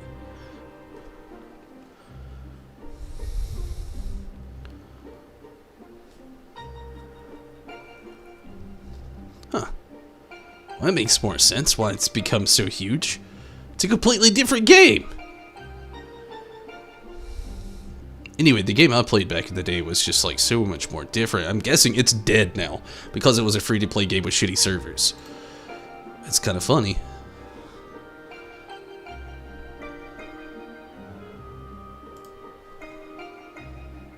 Amazon MMORPG. What up, Winston? I'm doing pretty good. I didn't know Amazon developed it either, which is kind of crazy. Do you get perks if you have prom? Oh, and it's a funny joke that kind of isn't a joke at the same time. Do you get better perks? But, no, for real, if you pay your subscription for prom, New World should be in it. Let's just be fair. Shit, you but yeah, they're two completely different games. Actually, the New World I used to play back in the day was like a Togger dude doing like crazy shit. But again, that game, I can't even find anything on Google about it. So I'm guessing they had no funding. Like I said, it was a free MMORPG. I guess not enough people played it. And I guess they sold the name to Amazon and dropped all their servers. I don't know. I can't find anything on it. I just tried to look. That's insane, though. I had just heard about it the other day on an Austin John Plays video, which made me want to look it up because he was talking about how he's been playing New World and stuff like that. And I was like telling Stacey, like, that's so crazy. I played that MMO like way back in the day. And I was like, how is it being revived now? And it's because they sold it to Amazon and it's a completely different game now. We're in Eden. So much insane fun. Insane? Yes, fun. Now, that last bit, I died like 4 times. We tipped the scales away from the lot. I'm sure of it, but something's wrong. Very wrong. They made Rainbow. Or a reflection.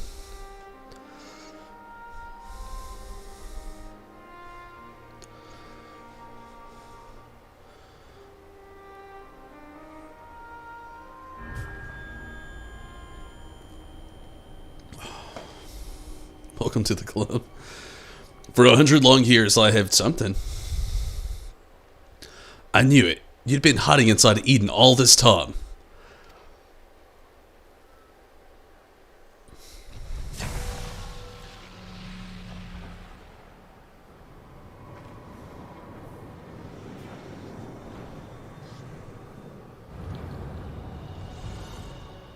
An Ascian?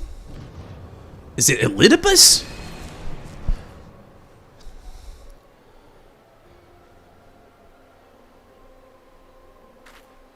An Ascian. Mitron. Nope, just a random Ascian. I am Mitron, servant of Zodiac. The voice that's been whispering to me all my life. Indeed, and thanks to you, I am all but free from my prison of light. Does that mean Eden was used to seal away an Ascian?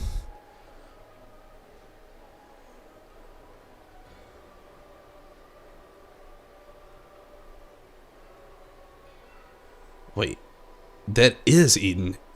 An Ascian transformed into a Sin Eater.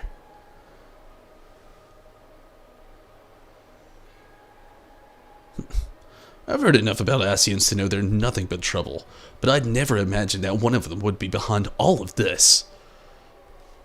I thought that restoring the darkness was my idea, but this was your plan from the very beginning.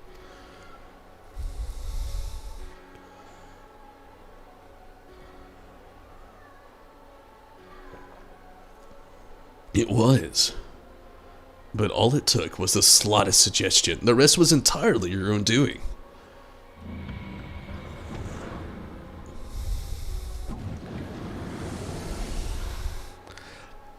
My freedom is so close, I can almost taste it. Finally, my soul may journey beyond the flesh, to which I am yet bound.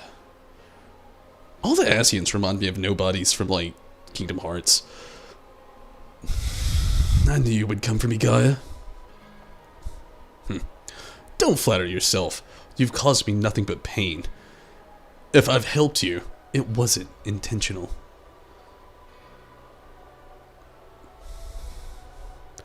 Even now, your memories elude you. Hearken unto me, Gaia, and remember.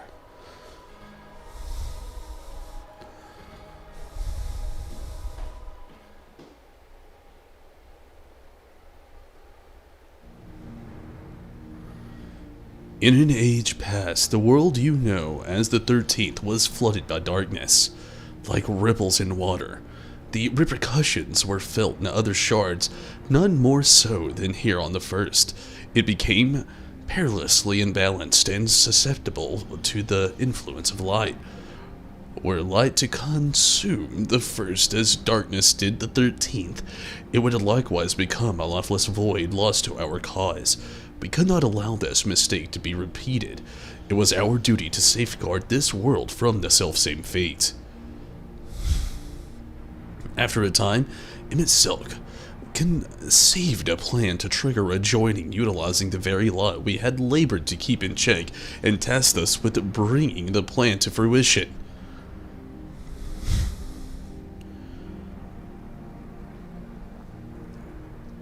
But at the last, we were thwarted by Ardbert and his companions, though our resolve was strong, and theirs was stronger still, and as we fell, so too was the lot unleashed. For us, however, death is not the end. Though our bodies may perish, our souls live on, withdrawing but temporarily to the rift. Until you can find a new body to possess. I too would have been reborn, but ere my soul could leave its corporal form, Ardbert struck me with a blade of purest light, and that light enveloped my body, twisting it beyond recognition.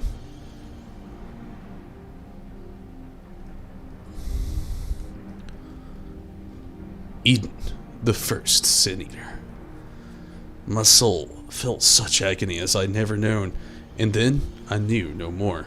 In my instinctive state, that is hard to say back to back. Instinctive state. Influenced by Ardvert's fervent desire to banish darkness, I unleashed the lot. Burgoying within me, and it spread as an all-consuming wave to every corner of the world.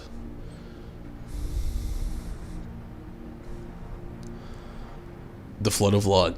So that's how Senators came to be. All would have been lost, and not the one called Minfilia appeared, halting the Lot's inexorable advance. She saved what little remained of the world. In the process, she also restored to me a sliver of my consciousness. Though I remained trapped in my altered form, motionless, I was capable of only feeble whispering. Selk, couldn't he have saved you? Perhaps he could have, if such had been his wish. Far easier, however, to simply find another piece of my fractured soul to replace me. From his perspective, there was no need to intervene and potentially disturb with the balance of ether, and so here I remained. So after you failed, he left you here to rot. Some friend he turned out to be.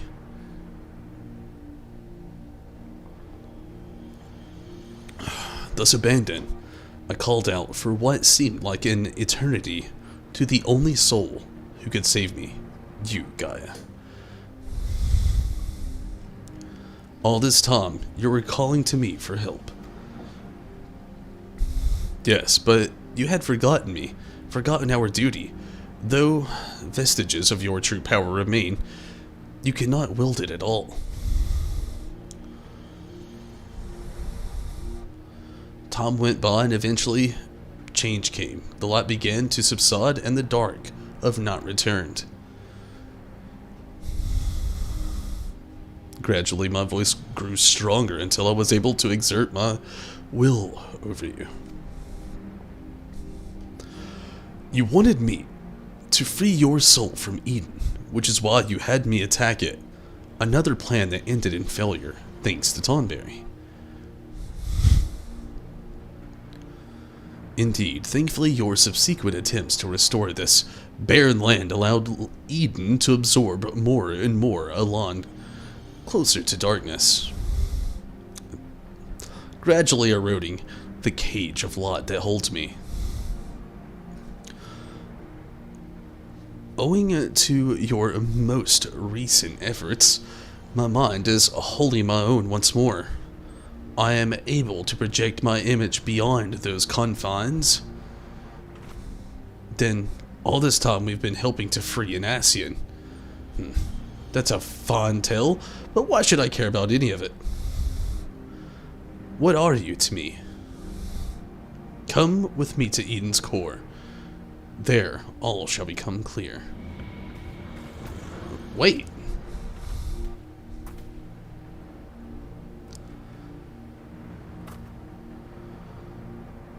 It's weird, in a lot of ways. You've been helping me the whole time! Queen, hello? Stopping in to say hi, I'm glad you did. I'm doing pretty well. And I've already pre-ordered Endwalker, I have.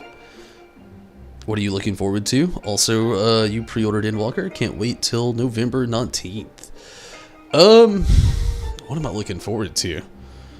I mean, I guess it's a mix of things. I'm excited and nervous about the summoner changes. They look awesome.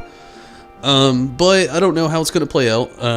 It looks more complicated than it ever was, but whatever. I'm excited for it in a lot of ways. I'm ready to get my hands on it to actually have an opinion on it. And I'm ready to actually get more story. I mean, don't get me wrong. Like, stuff like this is okay. You know, the raid tier stuff, like the stuff I was doing earlier with the optional trials, and I would love to get more Hildy, which I'm not holding my breath for. I don't know, it'll just be really nice to actually have story content that's core story content to be able to play through again. I kind of already miss it. I finished up everything a lot earlier than I'd planned or wanted to, and it left me in a spot of just wanting more. Because we're at that point where everything's like building up, and you know, even when the expansion comes out, we're still going to be on that build up until like the climax hits, and then we're just like, oh shit, and then things will, you know, start to change. But we're not there yet, and I'm excited for that too and ready for that. But as I was saying earlier, I'm only going to be playing for about the first week, and then I'm going to take a small break from the game. My plan is to be there on release with everybody, play through a lot of the content and enjoy as much content as I can, and then I'm going to take a very brief break, let everybody kind of like finish what they can, avoid spoilers the best they can, and then I'm going to start my Pokemon Diamond playthrough on the Switch. And then either after it's over with, because again, Pokemon, they're not long games, so either after it's over with or somewhere midway through, I'll switch back to 14, finish out the expansion, then switch back to Pokemon or something like that. I don't know. But getting fluffy and fabulous? Are you a redhead or did you die? Neither, actually. There is actually a lot of red in my hair. My mother is redheaded. My father, on the other hand, was native Hawaiian, but his mother was Mexican. So I am a full milkshake of races. I am Cherokee, Irish, Hawaiian, or Polynesian as some would say, or Samoan. So I'll just say Samoan. It's a lot easier. So Cherokee, Irish, Samoan, and Mexican. So like that's like predominantly the four races that I like milkshaked up into. And my mother does have red hair, and I've got some red. When it's in a lot like this, it's kind of like an orange hue. It's like a, what do they call it? Daylot? No, that's more of a lot. Nonetheless, when this light hits, the red that is here, I like definitely have a red beard. When it gets longer, it looks, it's mostly brown, brunette, whatever you want to call it. But no, in certain lots, like when the sun hits, when certain lots hit, like the red that is in my hair, it shines. Wait till January 28th for the Pokemon Arceus. If you spelled that right. New game. I definitely want the Legends Arceus too. That's what I'm kind of glad about that particular game. I feel like by the time it comes out, I will already be caught up in Final Fantasy XIV. I'll have Diamond finished. And yeah, when Arceus releases. And actually, there's no H in Arceus, but you still pretty much got it right, I'm pretty sure. Nonetheless, it doesn't matter. I know what you're talking about. But yeah, when it comes out. Oh, I'm so excited. I'm like, I'm ecstatic, honestly. That game, it's the first Pokemon game like this that they've ever had that's coming out, and I'm like ecstatic. I really am.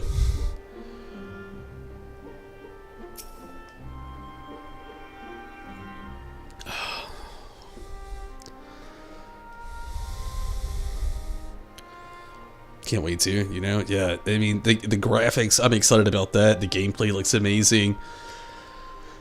I really don't know how to feel. Breath of the Wild meets Pokemon meets feudal Japan. It looks amazing. I've just realized something. If Eden has been absorbing all that rebalanced ether, that must be why we've struggled to restore love to the empty. I suppose we can think about that later, though. More importantly, it seems I've lost control over Eden. More likely because of the Asian Oriage specifically warned us about not listening to the fairy's honeyed words. So we'd better think this through before we go rushing in. Looking forward to the Saints Row reboot. I've actually never played any of those games. You know, the Saints Row. I can't see that completely. I played part of one of them. The one where you're driving around in hell. And you're like president or something. It was weird. I don't know. I've never really played much of Saint Rose. Those games are like Grand Theft Auto off the rails. What little rails Grand Theft Auto has. That's not talking shit about him, though. It's definitely not going to be a game I stream, but I might end up playing it one day, maybe. Oh, if only he and Thinkrid were here now. What are you talking about? I'm sorry, guy. I shouldn't be so quick to lose heart. What? No, that's not what I meant. Who are Ariange and Thinkrid? Oh god, she's losing her memories.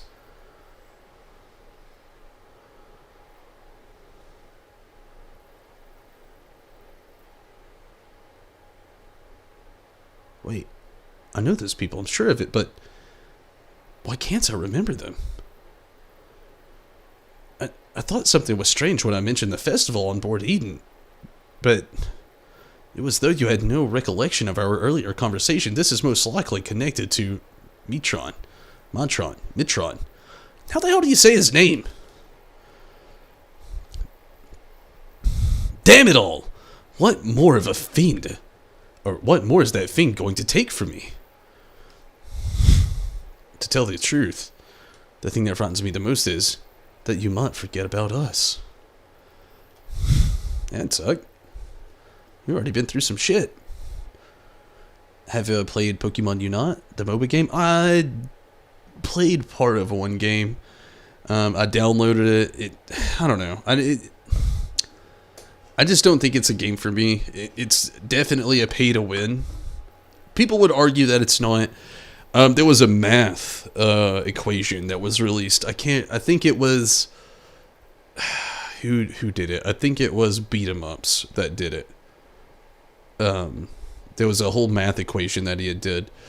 I can't really remember if it was him or if it was somebody else though. Because there was the argument that if you logged in and you played every day and you did really good, that you could get all the necessary things that the game would not be paid to win. But after the math that they had done, it was hands down pay to win to get the daily bonuses, all this stuff, all the things you have to do daily to get things without paying money for certain things. It was intense. It was ridiculous. I can't remember who it was. Like I said, I think it was Beat 'em Ups, but I don't remember if it was. But yeah, it is insane to think. I mean, if it's your style of game, though, I'm not bashing it. It's just not my style. I'm not a big MOBA fan anyway. But yeah, it's fun though. You also play smart MOBA game with gods. I understand, and I'm not bashing it in any way. It's just not my cup of tea. The only MOBA I've really ever got into is like Rival Wings and this, which is the closest thing to a MOBA that I could say I do play that I enjoyed. Which I don't even barely play that anymore, but I really don't. I haven't played it over a year. I just don't really get into MOBAs very much. I don't, talk bad against them because there are people who genuinely enjoy them from like SMOT or League of Legends, Pokemon Unite. What is that other one? With the guns. The guns!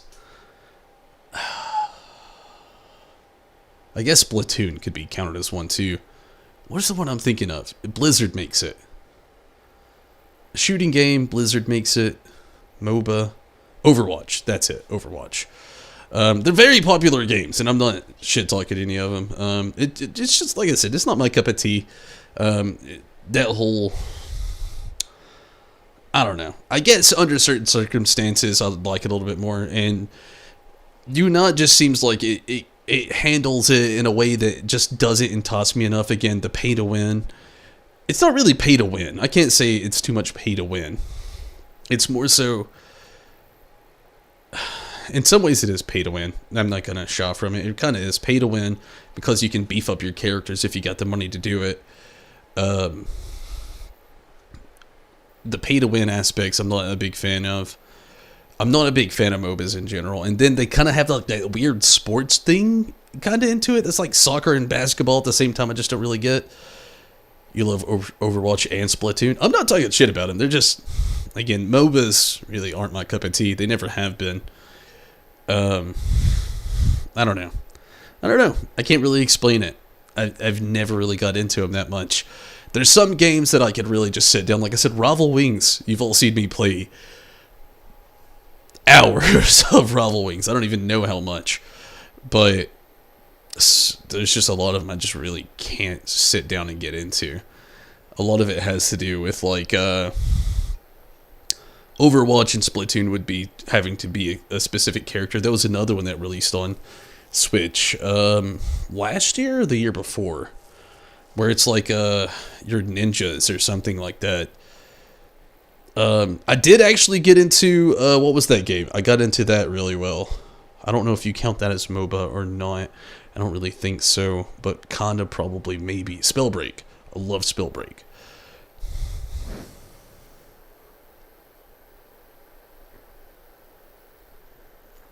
Yeah, Spellbreak. Like you said, Rez, yeah, I love Spellbreak. It was really good. I've already deleted it, though, to be honest with you. The servers kind of, like, died. I mean, I'm sure there's still people that play, but... oh, man. It had a hardcore die.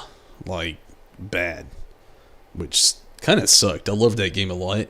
And then they came with, like a Season 2, introducing more things, better classes, and more equipment, and just stuff like that. And also, I've never paid any money on Spellbreak either, but...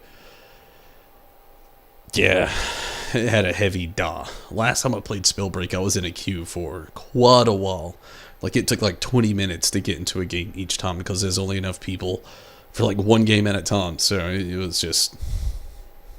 yeah. You also deleted it. I understand. I mean, the game was fun. I loved it, especially when it first came out. But the longer it existed, less and less people started playing it.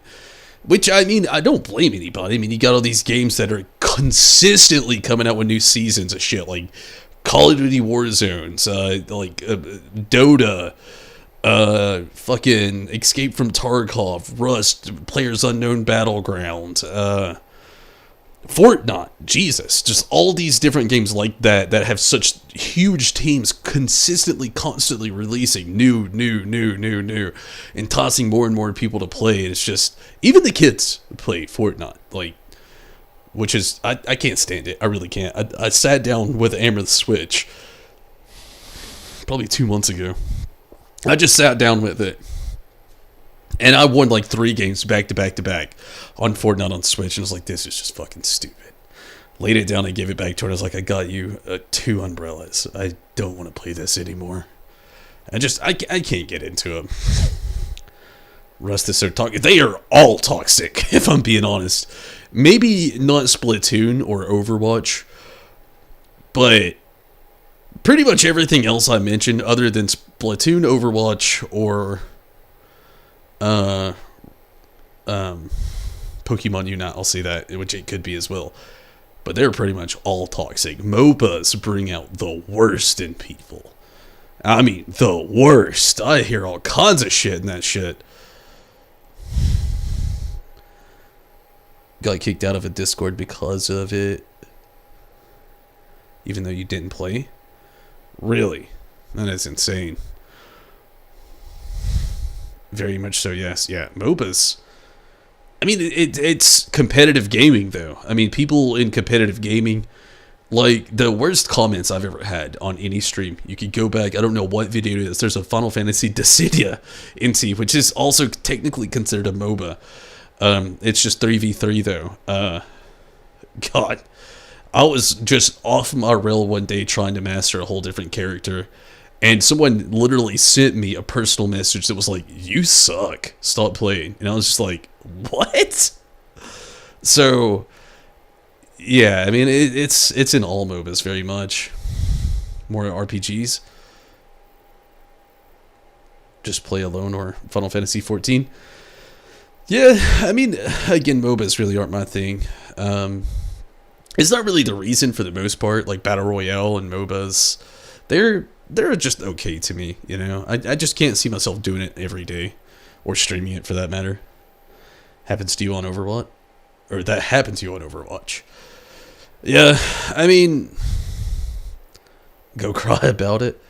Yeah, I feel ya. I mean, just some people don't get the curve, you know. Sometimes you can run a straight path, but sometimes why do you want to keep walking on a straight path when you can try something else? And sometimes when you try something else, especially in a MOBA and you don't get it yet, you're going to have that one person that's like there same day, maining the same person every single time, always, ever. And you fuck up a couple times on something that they may notice or may not notice, they just see dead. You're like, you suck. Or just, I don't know. You ever try Mass Effect games? I played the first Mass Effect, and I played the third. I never played the second one. I didn't beat either one of them, though, so there's that also. The only thing about Mass Effect, the first one, I did not like when you finally get to drive. The mechanics when you get to drive in the first one, and this is just the very first one ever, not any remaster or anything, so I don't know much about remasters, but like, when you first get the chance to drive, and a little bit forward going on, I got the gist of it, but a little bit later on, the driving just got on my nerves so bad, I couldn't get a handle on it. It was so clunky, so I quit playing the first one there, which is horrible. This was like years ago, like 9 years ago, maybe 8 or 9 years ago. And then I decided to just play 3, because I had somebody at work tell me that all the Mass Effect games, they go in a storyline order, but you don't have to play them like that, because the way they all kind of start is kind of like a whole new beginning. So I stopped playing 1. I have 1 through 3. I have all 3. But I stopped playing 1 and immediately went to 3 and started and got kind of far through it. But then some dialogue just kind of, sounds mean, but it started to bore me, so I just kind of quit playing it. I'll be right back.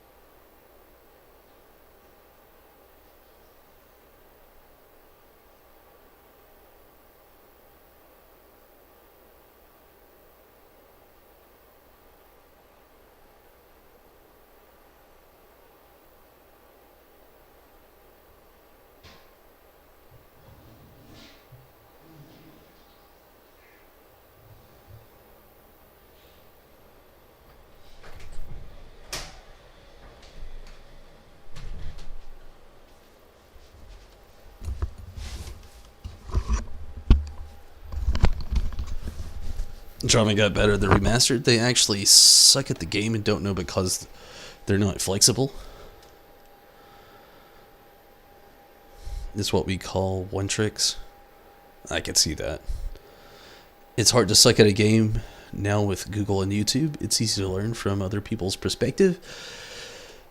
I guess in some ways. I mean, I wouldn't say that in a lot of ways either, though. Some things that's easy for somebody isn't going to be easy for somebody else. You know what I mean? Like, let's use Final Fantasy XIV, for example. If you don't know a class, you want to know, like, the rotation, you can look that up and you can get good at it. But then, let's say something like Overwatch. I haven't played Overwatch, so this could be out of the water. So let's change that to something I have played, like, gosh, what would be a good example? Spellbreak. Let's use that for example. It's a game barely in commission these days to be able to say it, but that is another great example. In Spellbreak, you could look up somebody, say, ideals for things. Like me, I like to main, which is one of the things I like about Spellbreak. You can have your main, and then while you're playing your main, you can find new techniques with other classes to be able to play. And it helps you not have just a main, but a way to have a sleight of hand to skill things out to play either of the other tops, which I don't play the game anymore, but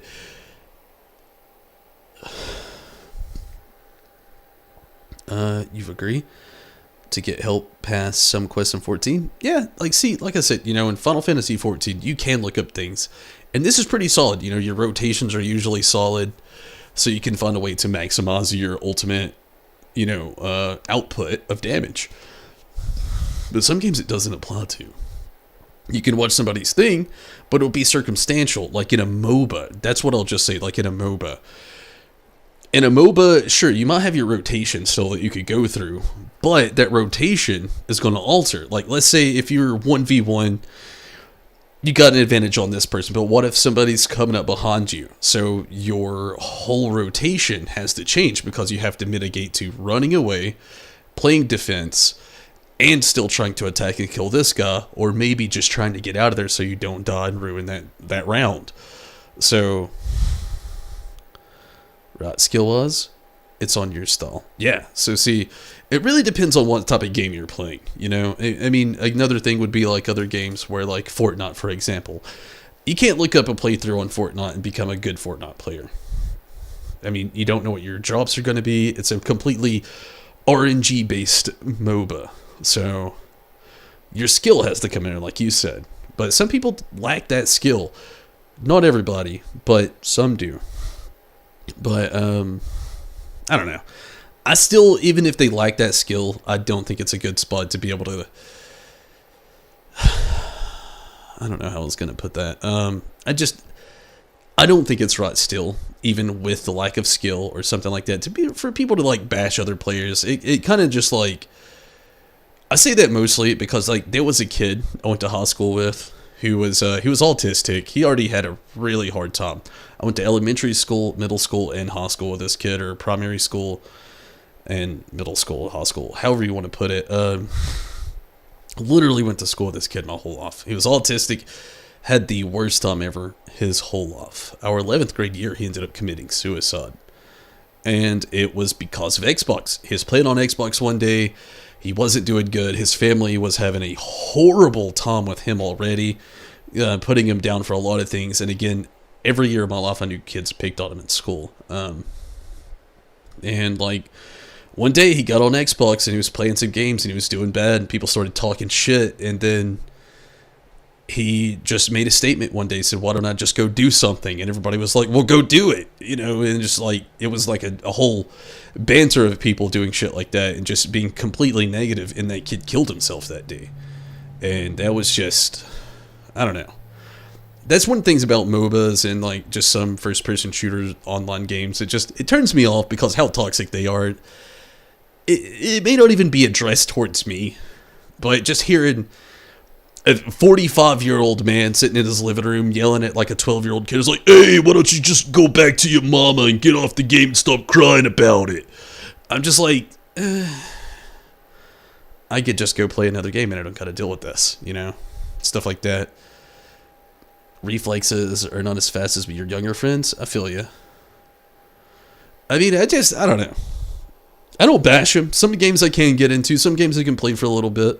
You know, I don't hate shooters. One of my favorite games of all time is like 007 Golden Finger on freaking Nintendo 64 back in the day. But, yeah. I don't know. There's just some things I can't bring myself to really play anymore, especially being around toxic people.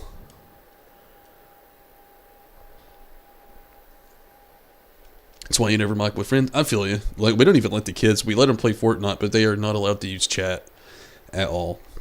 Like, hell no. Hell no. That won't happen for every memory I lose. We'll make 2 more together. Sorry. Let's get back to the game. I derailed there for a little bit. And if I need to know something, I can just ask you. Why not start by telling me about Oriange and Thancred? To be honest, my nerves are all a jitter.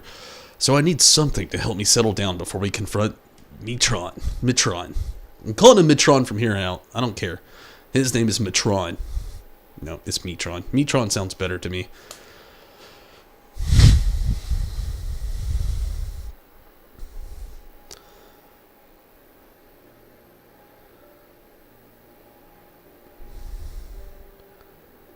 Cursing people out. Oriange is probably the most intelligent person I know.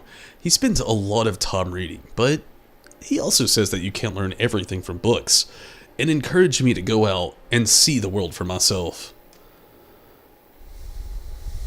Sounds sensible to me.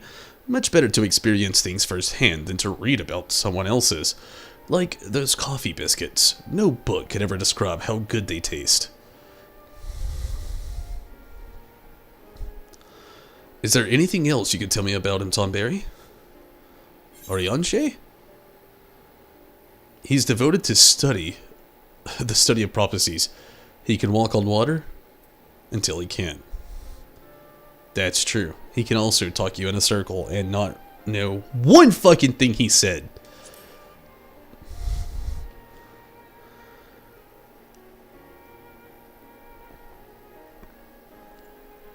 So he walks on water instead of swimming. That would certainly save you from getting wet. I should have asked him to teach me how. I really like that reference. Well, it's something he never quite mastered himself, and he often ended up getting wet anyway. In fact, the whole thing is probably more trouble than it's worth.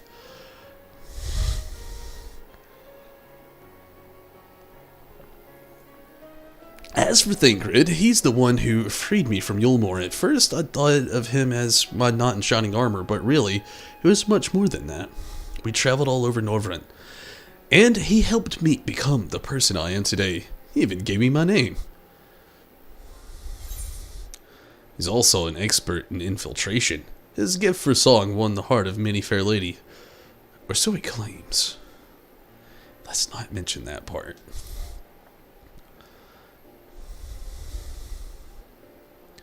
That would explain how he was able to sneak into Yulmore and rescue the damsel in distress, just like in the songs. I'm hardly a damsel in distress, well, I suppose I was back then, but Thancred taught me how to fight and survive. That's his gunblade right there in the background, is it not? I mean, I know we're speaking of the guy, but like, could he not take his gunblade back to the first? Or wait, no, this is the first. Back to the other place? Half the time I can't understand what he's saying. Yeah. Ariange, same. I'll sit there and read like 15 minutes of Ariange. Thou thus hast cast those thus them, into thou thus cast of to them, unto these, and to those, and to them.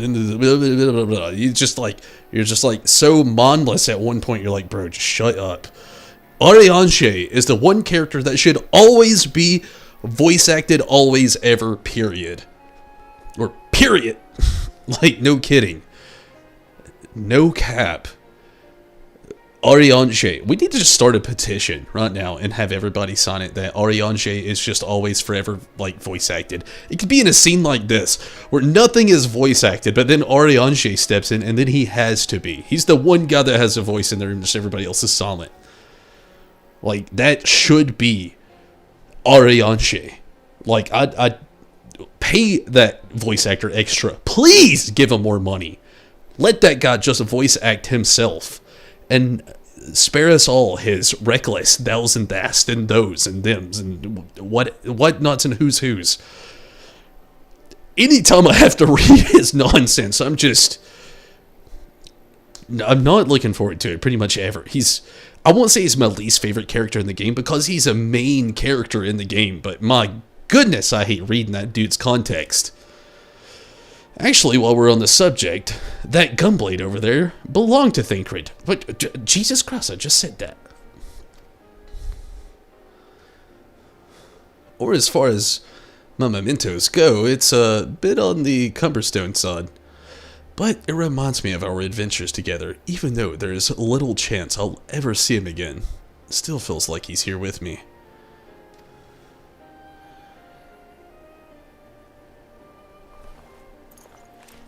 Keeping your memories close. Is the necklace? You know what? I don't know why I spaced that. You know what? I should keep a diary. Even if I forget everything, at least I will have something to look back on. It's actually probably a good call. That's a brilliant idea. Since we're going to be making lots of new memories together, maybe I could write in it too. As long as you improve your handwriting before you go scrawling all over it. I'd like your entries to be vaguely legible if you don't mind. Of course, your ladyship.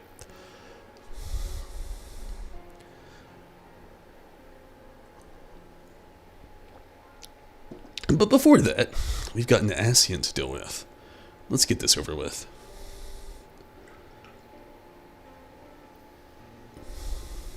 That was what I would call a mid-story prompt, but it wasn't even mid-story. Like, my goodness, it just started. It's Old English he's talking. It's something. There's a character in Octopath that is just as bad, and she speaks in even older English. Jeepers. That'd be it. I don't know. I've always wanted to play Octopath, but also I have the biggest fear that I would just not get into it. I've definitely pumped the brakes on that game. I've only heard good things from like Final Fantasy fans about it, but I don't know. Maybe one day. We came as you ask, so start talking.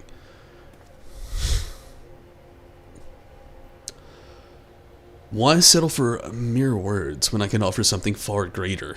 Eden will now afford you a glimpse of the past. More than a glimpse, in fact, it will be as real as any of the foes you, yourself, have conjured forth. Conjure forth? Wait, you don't mean to perform a summoning, do you? That's a dire smile. I do. I shall recreate the battle of 100 years past, which pitted Ardbert and his fellow warriors of light against their nemesis, the Shadowkeeper.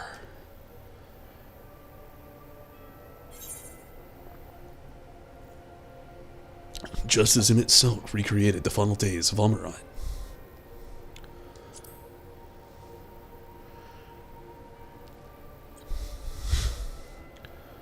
Is that so? It seems much and more has occurred during my absence. No doubt he employed creation's magics to breathe life into his recollections of the past. And what do you hope to achieve with this history lesson of yours? You shall see. You shall remember. Now your very soul will revisit that fateful day 100 years ago.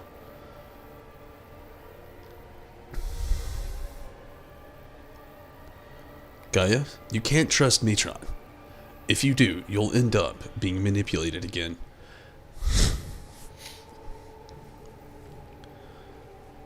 Reed.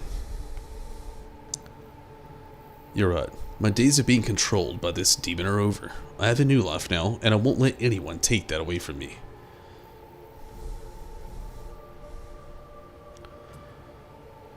My will is my own. You have no hold over me.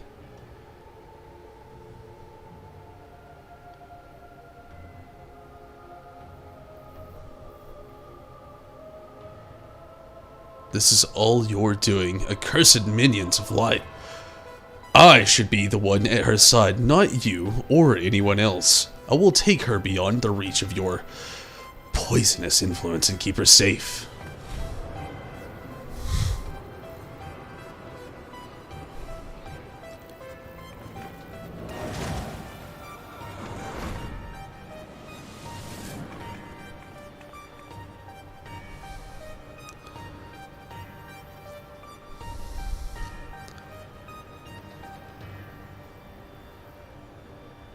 She's the only one that talks like that, and you don't have to play her. That's good. Do you love those characters? Kind of felt smart when you read and understand them at times. It's all good, Riz. And like Queen said, welcome back, or everything. What have you done with Gaia? Sorry for these horrible nasal sounds. My allergies are so messed up. We did the whole lawn today. We have about an acre and a half, a little over an acre and a half of land, and it was a lot of lawn mowing, and my sinuses are jacked up beyond fixing, needless to say. Nothing yet, but as soon as I restore her to her true self, you will help me to do so by conjuring the adversary I present before you.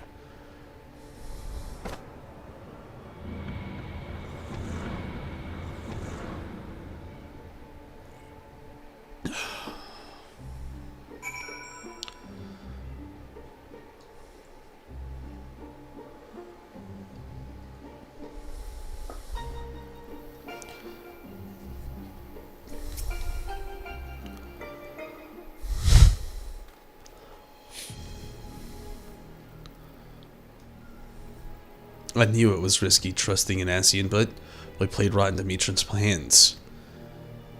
was gonna say plans, but it said hands, and then when I saw it said hands, and I was about to say plans, hands came out. We'll do whatever it takes to save Gaia.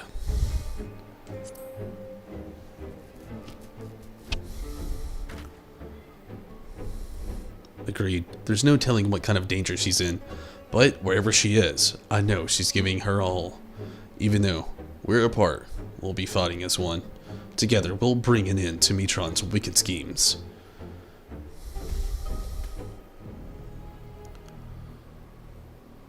It looks like Metron's grip on Eden has loosened somewhat, perhaps to allow me to send you to the battlefield.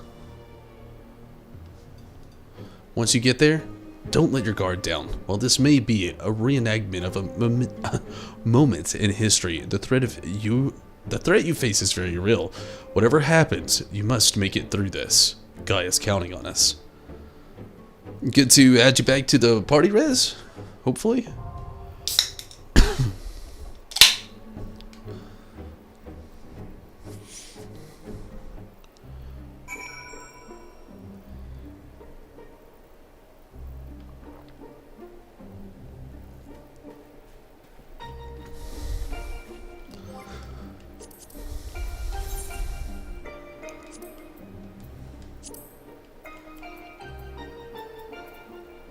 Oh wait, you're still in the party. Okay. Sorry. Are you all good though, Riz, before I get things kind of like started here?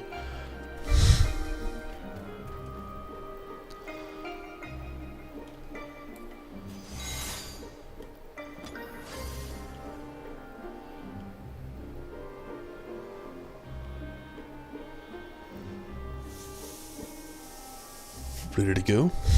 Gonna head off. Damn, I hope your neck gets better.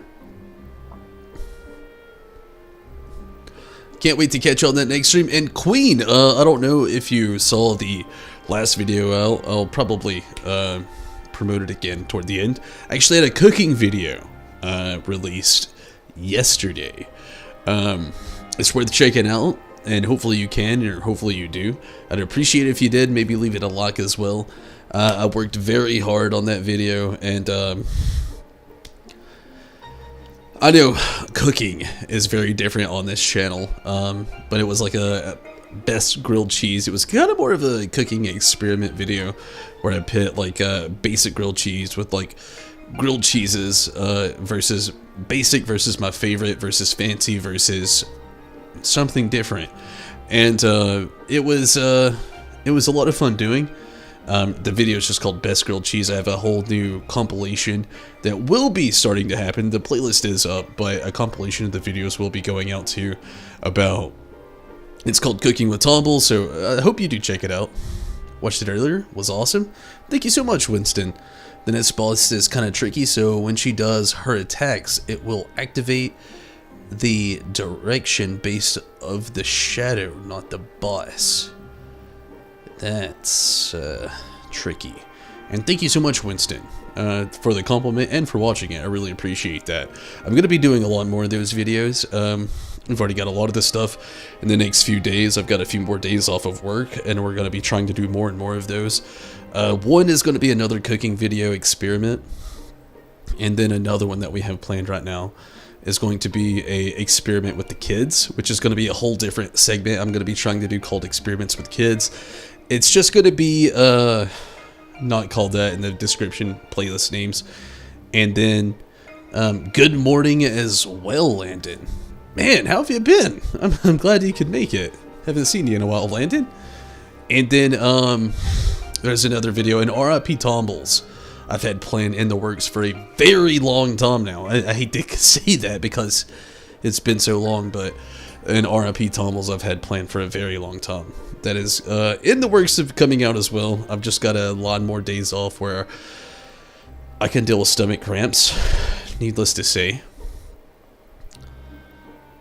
Nothing like a good grilled cheese sandwich, for real. The classics are always good. That mayonnaise trick was just beyond me. I didn't even... I'd never tried it. I'd heard so much about it, and that blew my mind. And then that fancy grilled cheese was just... I recommend it and don't recommend it. I mean, that was like, let's be honest with you.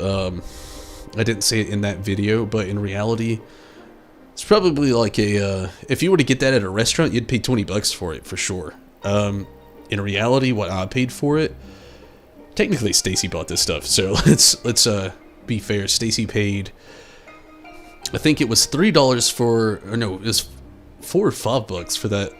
I think it was $5 for that artisan bread. Each of those wedges of cheese were, they were just, you know, smallish wedges. It was about 11 bucks together. It's about 16 bucks.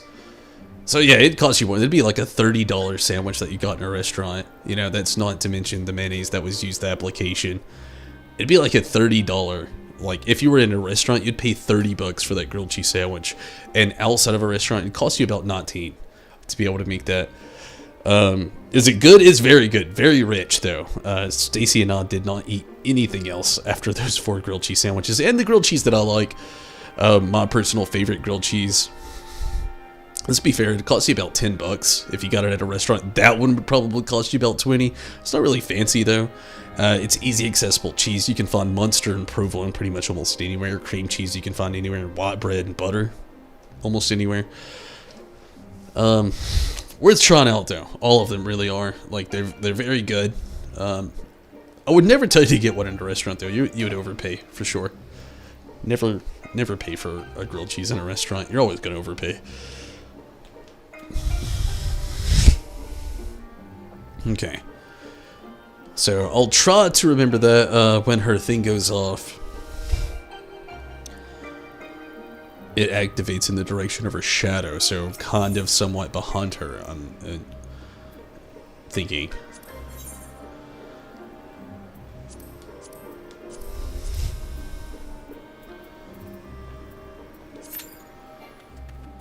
Okay, so it's gonna be a bit, hopefully not too long.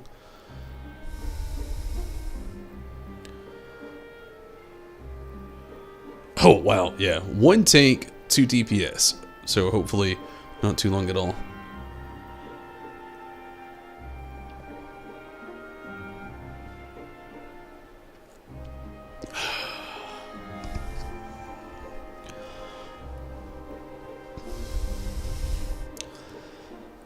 And as I'm on this subject, if you haven't watched that video, please do go watch it. It helps me out and I'd really appreciate it. And I'll probably promote it once again toward the end of this video. It probably won't be tomorrow. It's probably Sunday. I'm either going to be trying to do the second Cooking with Tumbles video or the experiment with kids. One of the two. So you can go ahead and look forward to that happening Sunday. We don't really have a lot of plans, and I actually got to go order 2 new tires for my car, but other than that, I don't think we really have a whole lot of plans right now. And again, you could look forward to seeing the production of those coming out. I'm going to try to get it out Sunday if I can after filming it. I still don't know which one we're going to do. It's a hard thing. It's a hard thing to really decide. But we'll see. We'll see. I've really had fun doing these videos, and bringing the kids into a lot of them will be a lot of fun too, especially with the idea that we have for the first one. I think a lot of just, not even parents, but people who are either like single and living alone, or just a few things like that along the way. It's just gonna be kind of a revelation. By the way, when get chained, run across from it. Okay. Wait, like run away from it? Or run across from it? Like, what do you mean by run across? When get chained? Like, do you get chained to another person? Or do you just, like, get changed to, like, chained to something and you run away from it and eventually the chain breaks off? Or I feel like that one is so vague of a tip. Sorry. Not meaning to ask too many questions, but, like, I'm a little afraid now. Because I hear that and I'm like, I think of, like, 4 different variations what that means. So you get chained, run across from it. So, like, do you get chained to another person and then you two run away from each other? Or do you get chained to something and you run away from it? Or do you have to cross chains with, like, 2 different people? That's why I asked that. Like, I hear that and it sounds helpful, but it sounds slightly vague and makes me ask like a billion questions apparently, and I'm sorry.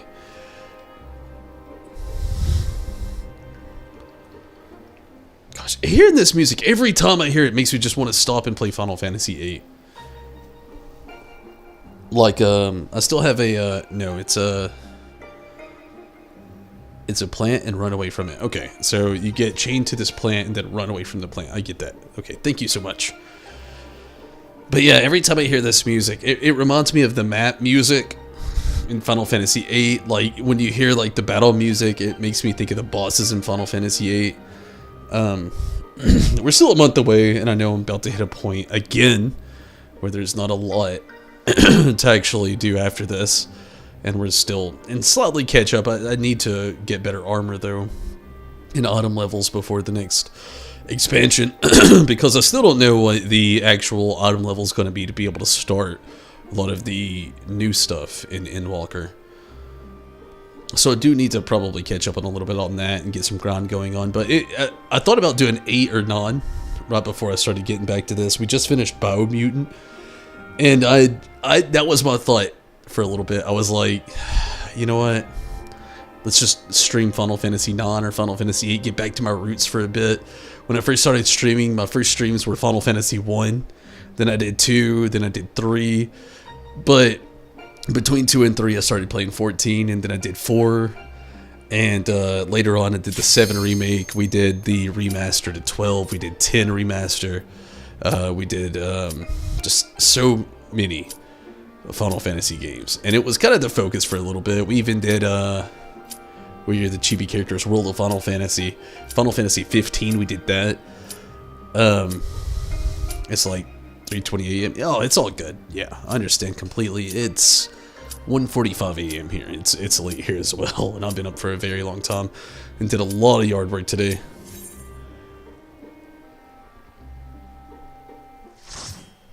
So completely understandable. Completely. I'm very tired as well. It's probably, after I finish up this whole quest, be the last thing I do on here for the night.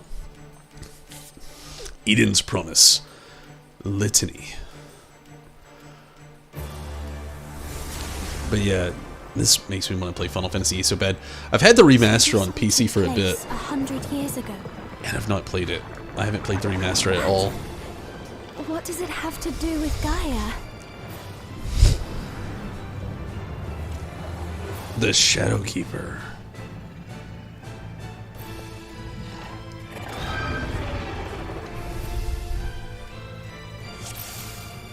This thing looks sick.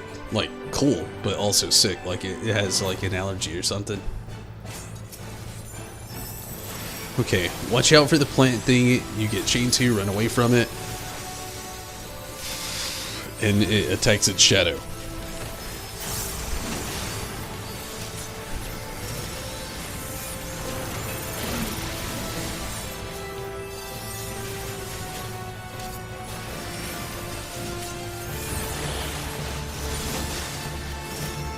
Oh, that's the shadow thing you were talking about. Oh!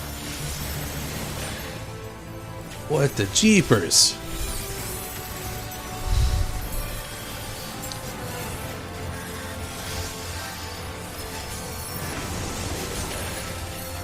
You agree, plant thing? Different quest. It might have been the one I was on last time. There was an actual, oh fuck, I'm dead. An actual mechanic like that in the last run we had.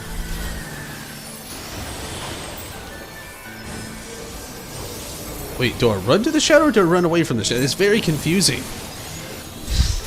It said run away, and I still run to the shadow thing. I get what he said now, and I still fucked it up, but I get what he said. Oh, what the fuck? What happens here? 2 things come out, he's chained to that one, then 3? Or wait, was it 3 the whole time, maybe? Oh man, it's a memory game, isn't it? The one that he's like, memorized to is the one you like, do stuff, something? The one he's chained, I don't know, I don't know, I don't get it. I don't get it. If you fucked up, Did you really do what he said? That's what I just said. I didn't do what he said because I didn't get it, and then I got it after I fucked up. Because that's how fuck-ups really work. I'm always one of those people that I try to learn from a mistake. I don't beat myself up over one. Or at least try to learn from a mistake. I mean, not the first time. That sometimes also happens.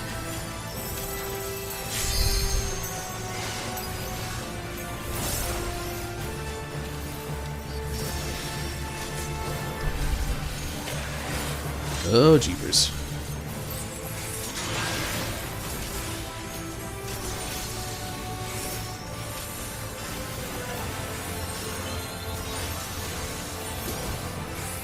Only ran this once or twice. It's my first time.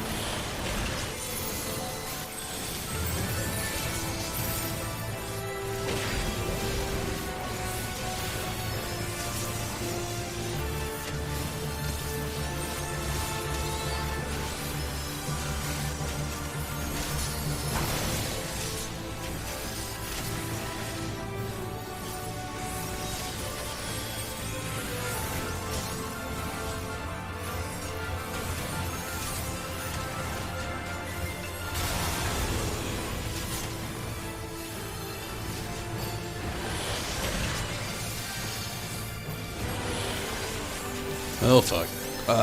Definitely took that one. And that one, I'm dead. That person either quit or had a DC. Are you gonna job change with the Endwalker release or nah? I mean, I'd like to trial Reaper. It looks really cool. Actual real changes? Probably not. I've been a summoner ever since I started playing this game. I'll always probably main summoner. Let's see if I can get this right. Okay, so it's chained to that one, and I'm guessing that's the one, and I've already lost it. Whoever the fuck can watch this shit is just like a mastermind at freaking, like, getting, what is that, cup game? Whatever the hell. I'm dead. Nope, not dead yet. Nope, yeah, I was right, I'm dead. But yeah, I don't know. I'll probably still say Summoner. I'm excited about some of the Summoner changes, a little nervous at the same time. It's a complete rework of the rotation of a Summoner. That's the part that makes me a little bit nervous. I've been... Motherfucker. Cannot stand getting fucking res and then just not getting healed after. But it's understandable. A lot of fucking shit's going on right now. Yeah, I don't know. I guess that's the basic way how I feel about it. It's a complete change to Summoner. It looks cool. It seems cool. It looks well. Everybody's saying it's going to be OP. I don't know if that's the case either. I guess we'll just really have to see on that. Wouldn't try Reaper until a month or two after the release because of the other 5 million Reapers. I mean, I don't plan on it right off the bat. I mean, I didn't with the Gunbreaker. I didn't with... what was the other new thing that we got in this expansion? I still haven't played Dancer at all, actually. Oh, motherfucker. I'm just gonna probably... We're gonna end up, more than likely, getting enraged on this. I fucked up way too many times, regrettably. But... Yeah, I don't know. I still haven't played Dancer. I had no enticement to want to play Dancer, though, if I'm being honest with you. I didn't play Gunbreaker till well after I had already maxed out a few other things, got this class and a few others I actually like. My White Mage, my Summoner, and I think something else, and then I decided, maybe, I don't know. I was going to say I think I did something else, but maybe not. It was a little bit of things, but yeah, Reaper will be down the road. I mostly try to focus on like my main class. Things that's messed me up the most right now is that, like, I've taken so many brings. Shadowbringers was just like, it was a good expansion, but it came at a time where I was just, I don't know. I don't want to say tired of the game because that sounds bad. I wasn't tired of the game, but the game wasn't offering enough for me to want to keep paying a subscription for a bit. And I've just been so out of it forever now. And luckily, you know, I'm back for a little bit and ready for the new expansion and all that other stuff. But at the same time, I don't know. Still rusty is the best way I know how to put it. In like less of an explanation, more than anything and less than anything.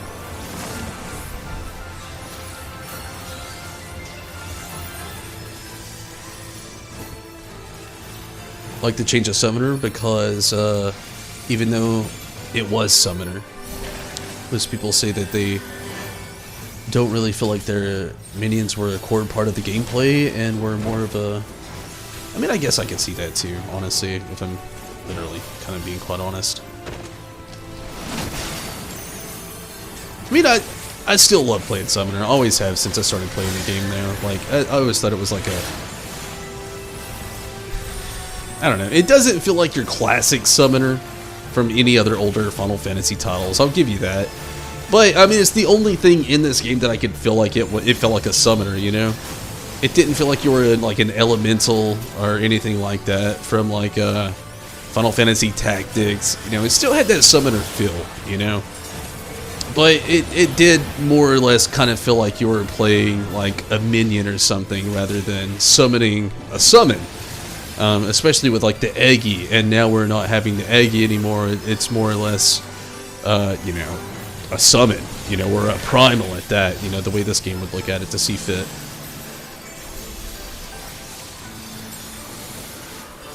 So I could kind of see that. I'm still excited either way, and I still like playing it, even if the changes that are coming were not coming. I'd still be pretty excited for whatever they usually had planned. Ever since I started playing a summoner in this game, it's been my main. Like coming into the game, I wanted to main it, and it has been my main pretty much ever since. And I really haven't looked back on it any. It has its clunky moments, you know, obviously, like, when you die, it's a whole fucking spread to get back out there. Like, dying as a summoner is no easy feat, because you legit... Damn, this thing straight up turns into a behemoth at the end of its life. You straight up have so much to actually go through to get your rotation back up. You have to get your miasma and like what is that called? I can't think of it right now. Your bio up. You have to have your Eggy back up. You've got to get your rotation going all over again. Dying as a summoner sucks so bad. Not to mention when you do come back, if you don't instantly get healed like I haven't already, you have some consequences to pay, or you're dead again. You're one of the squishiest players on the battlefield. Needless to say, it is not easy playing summoner. It is and it isn't. And it feels like with the changes coming in, there will be a little bit of quality of life changes coming in. That'll be very nice to see. Like very, very nice to see, honestly.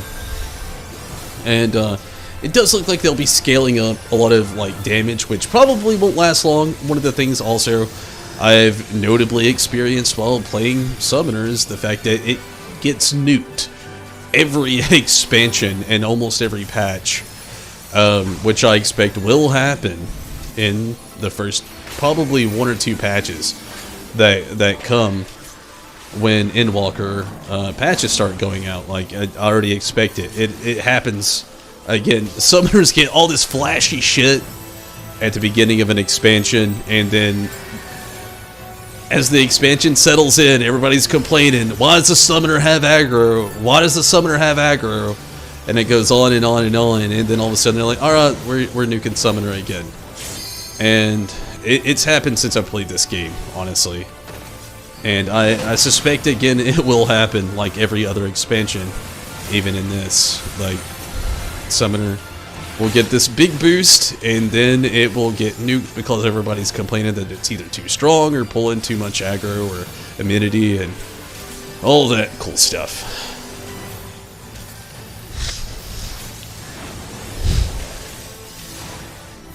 One thing I wish they would do is, like, back in the day when I first started playing Summoner, that... Oh yeah, we're about to hit enrage. We gotta be...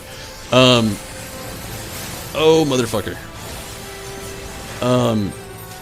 I feel like, honestly, one thing that will happen is going to be, not just that we get a nuke, though, sorry, I got it right off path. It's not what I think will happen. One of the things I wish that would happen is when I first started playing this, you know, you had your DPS, you had your AoE, and then you had your slot tank. And that slot tank was being able to use Totten as a tank. You could do certain things as a summoner, run partial tank for instances, and thank God we didn't hit enrage. I think we were super close. I don't really know, but I feel like we were it got spassy. But yeah, I mean, it's one of the things that I've just kind of hated again when things with summoners started to get diminished, was that we and a group of my friends ran Heaven on Ha for a bit, and it was so much fun running Heaven on Ha. We got very far. There was times where I had to basically be the tank because we were trying to run more DPS and not have to worry about actually having a tank. So we were using Totten as a tank. Totten would be taking so much damage. I'd keep Totten alive. Totten died, bring Totten back. Totten was our tank, and we were just DPSing the fuck out of Heaven on Ha and Palace of the Dead, and just all that stuff. And then they took that away.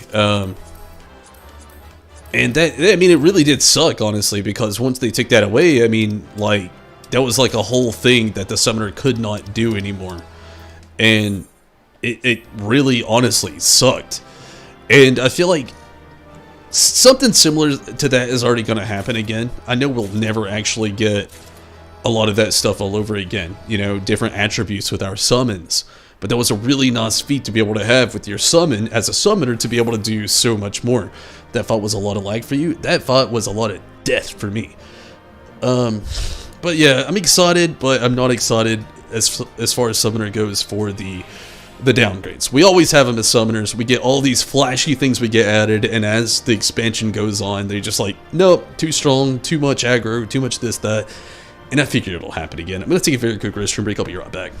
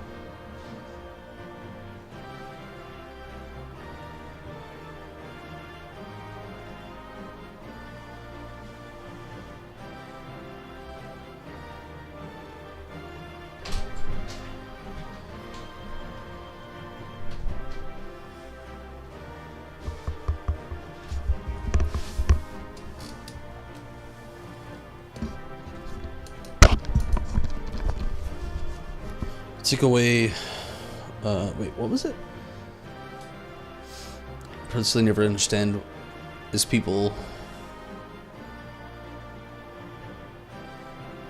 staying of subscription to play a game. Like, you understand if you have very limited time to play, but if you're an average person who can get a few hours a day, I feel the same way. The thing I always feel like, as far as an argument with an MMORPG, people that say they don't want to play because they don't want to pay a subscription.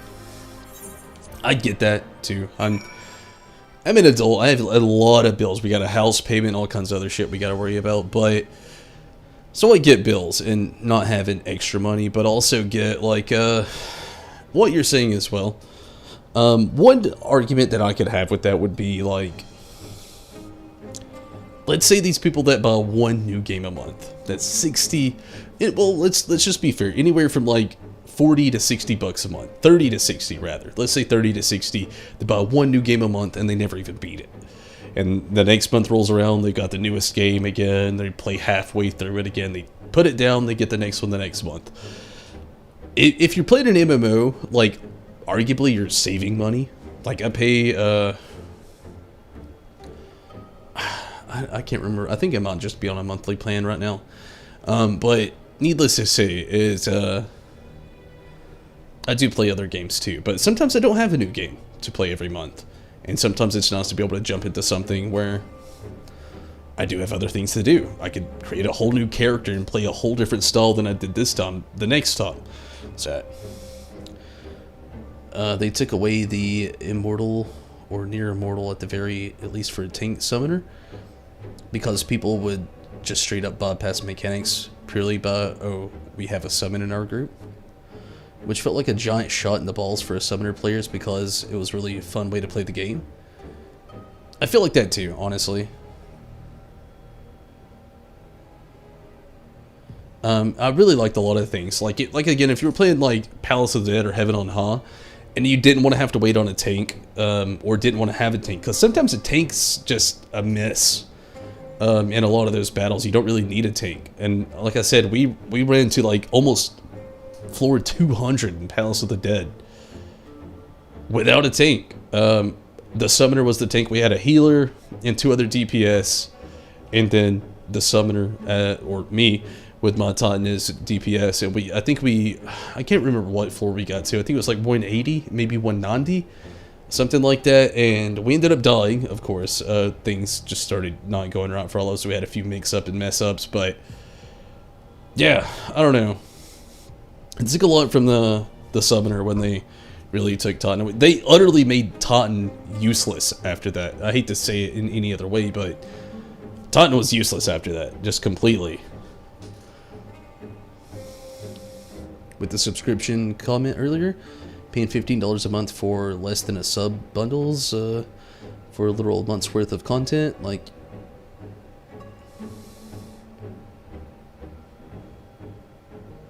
spent like $30 or $60 for games that have less than 50 hours. That's also true. Yeah, I agree with that. This kind of goes into what I was saying. Like, those people, like, there's a lot of people that never finish games. Which, if they never finish them, honestly, I feel like an MMO is the way to go for a lot of people like that anyway. Like, if you're literally spending 30 to 60 bucks a month on a new game and you don't even finish it, why not get a subscription to a game? Like, it's a steady argument, though. A lot of people like that change. A lot of people say they'll come back, or I mean, and some people just don't like MMORPGs. That's another thing too. You know, that is a whole other thing.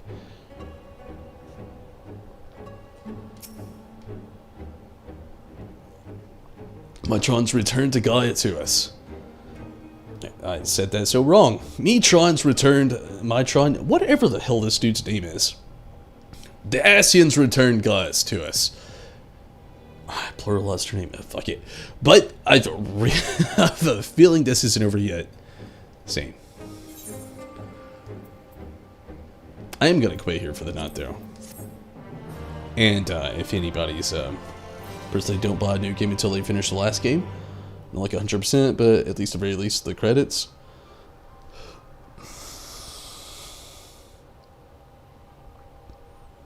Yeah, I feel you. Never finish single player games. It's a pet peeve of mine if I can't. The only way I don't finish a single player game is if I just genuinely don't like it. Like, the perfect example for me is Persona 5 Strikers. If you like that game, don't take this to offense. I loved Persona 5. Persona 5 Strikers felt like, one, it felt like it should have been a DLC. Two, it felt like it should not have been a standalone sequel title. 3, that game is so rinse and repeat. If you do enjoy it, don't hate me for saying it, but it is just bad. Please come to fruition with yourself. It is not good. For a while in Heaven's Word, Bard and Machinist casting before you could attack skill? Wait, what? casting before. Really? That's interesting. But yeah, I mean, to me, I love to finish games, especially single-player story-based games. But if it's just bad, I just can't bring myself to keep playing it. There's very few games I've just dropped on playing on stream. Kingdom Hearts 2, love it, beat it, actually multiple times. I stopped playing it mostly because it was pretty toxic. Not that people were saying the game was bad or that I sucked or anything like that. Honestly, I'm super underleveled in every Final Fantasy game, every Kingdom Hearts game, any game like that. I'm always super underleveled. I make my way, I figure it out, and always beat it. There's so many people that just wanted me to sit and fight the same people over and over and over and grind that I just decided, fuck it. I'm not going to stream this anymore. People just can't accept that people play this game differently. So I stopped. Second was, I think, Ni no Kuni. I quit playing it because, to be fair, as much as I love the game, it was a dead game. It's been a game that's been out for years that has just been re-released, and nobody just really cared for watching it anymore. And I got that. I got that completely. And as much as I did have fun with it, there was parts of it that I didn't as well. There was just some mechanics that should have been updated that didn't, and the ones that they did really well, but just really honestly could have been updated a little bit further. It would have been a lot better for that game. And most recently was Persona 5 Strikers, and gosh, as much as I liked some of the story of the game that came to, with a little bit of character development, which is all that game actually is. It's just pure character development from the first game to the second. If you're, excluding the dancing game and the Persona 5 Royal, it's nothing but pure character development. But it's like character development you never really asked for. You know what I mean? It's like, you ever watched a TV show that had the perfect ending, but then fans were so upset that it didn't end the way they wanted to, so they made a second ending and a follow-up season for that last season, and you just already go in watching it knowing you didn't have to watch it, but you did anyway, and then halfway through you either stopped it this is stupid, or you watched it all and you're just I never had to watch this. I was completely okay with how it ended at the beginning. That's how Persona 5 Strikers felt to me.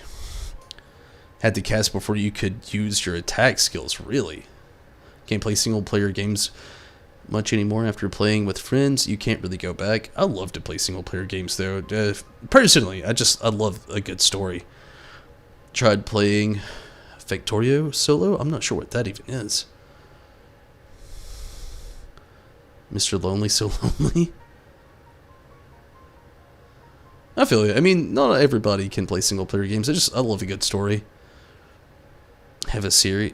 You personally rather have a series end with an ending, but didn't like it end on a cliffhanger. Yeah, honestly, those cliffhanger endings, especially on anime or something, usually only happen, or on a lot of shows, because they lose funding or fans. I'm in the same way though. I'm talking in anime.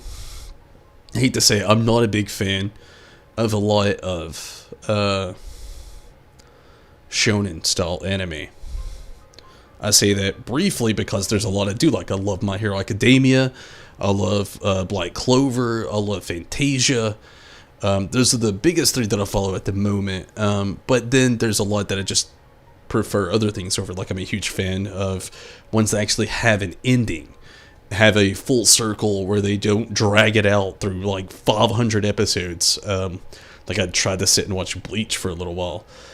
Bleach was an anime I liked somewhat when I was younger. I didn't get the chance to watch it a lot, so when I got older I wanted to watch it. And about 6 years ago, I think 4 to 6 years ago, something like that, I tried to start watching Bleach, and I actually did. I got 500 something episodes in, and then I just got tired of it. I started hitting filler episodes after filler episode, and it just felt stupid, and I just didn't want to watch it anymore.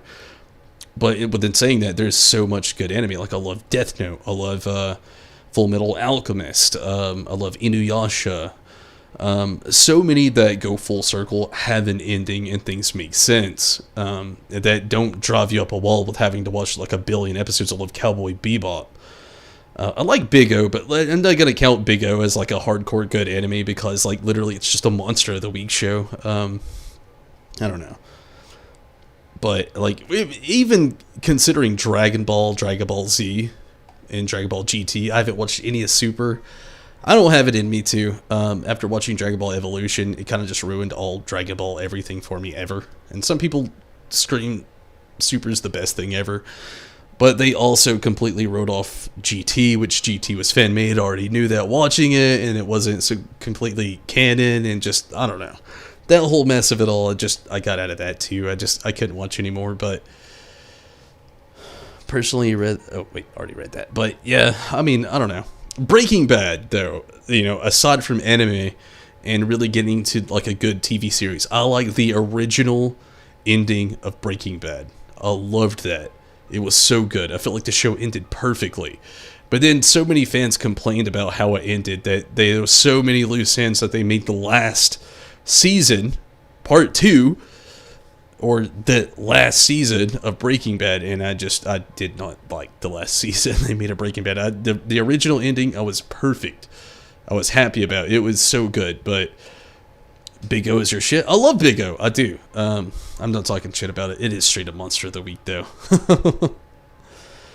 Actually, the filler arcs of Bleach was actually because the director said that he ran out of ideas for Bleach by the second arc, and he wanted to end the series with a feel that really.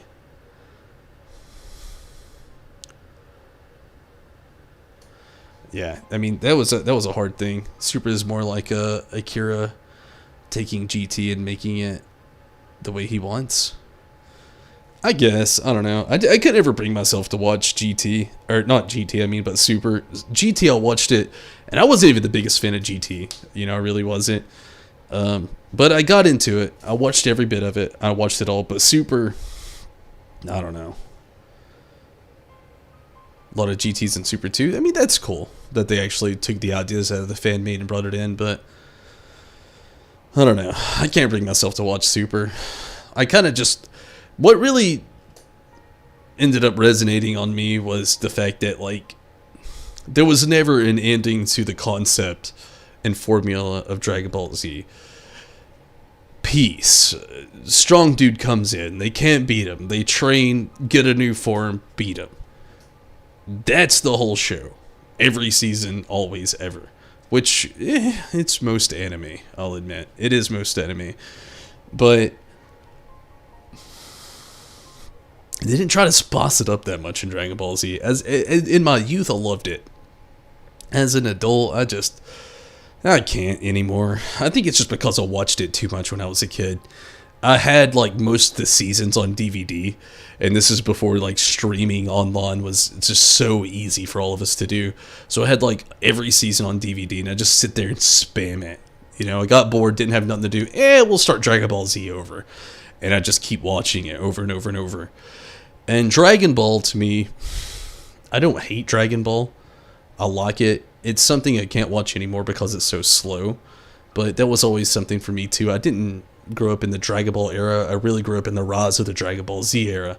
And I actually watched Dragon Ball after I'd already seen all of Dragon Ball Z. So Dragon Ball just seems so slow to me. And then I had GT after that, and GT was just okay. I'll never shout from the rooftop that it was the greatest, but it was just okay. And then after they created Super and started saying all this was just like non-canon anymore, I don't know. I started losing interest. Victorio is a factory building game where you have to launch a rocket into space to go home. But you start off with nothing but a pickaxe, copper, iron, coal. It's a top-down game where you start with just... Is it kind of like a Civilization-style game? You love Super, but DBZ peaked in the Cell Saga. I agree. I cannot say anything less than that. But I don't think I actually have links enabled, though. No, I don't think so. In Discord, yeah. Here, no, I do not. I don't think. But yeah, I agree.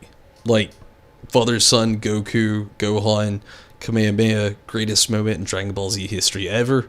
Then after that, like, when you think, oh my god, Gohan's like the greatest Saiyan of all time now, they're just like, no, he's not. He's just gonna stop training here. He's gonna be a teenager. He's gonna be a lame superhero. Get with this girl, fall in love.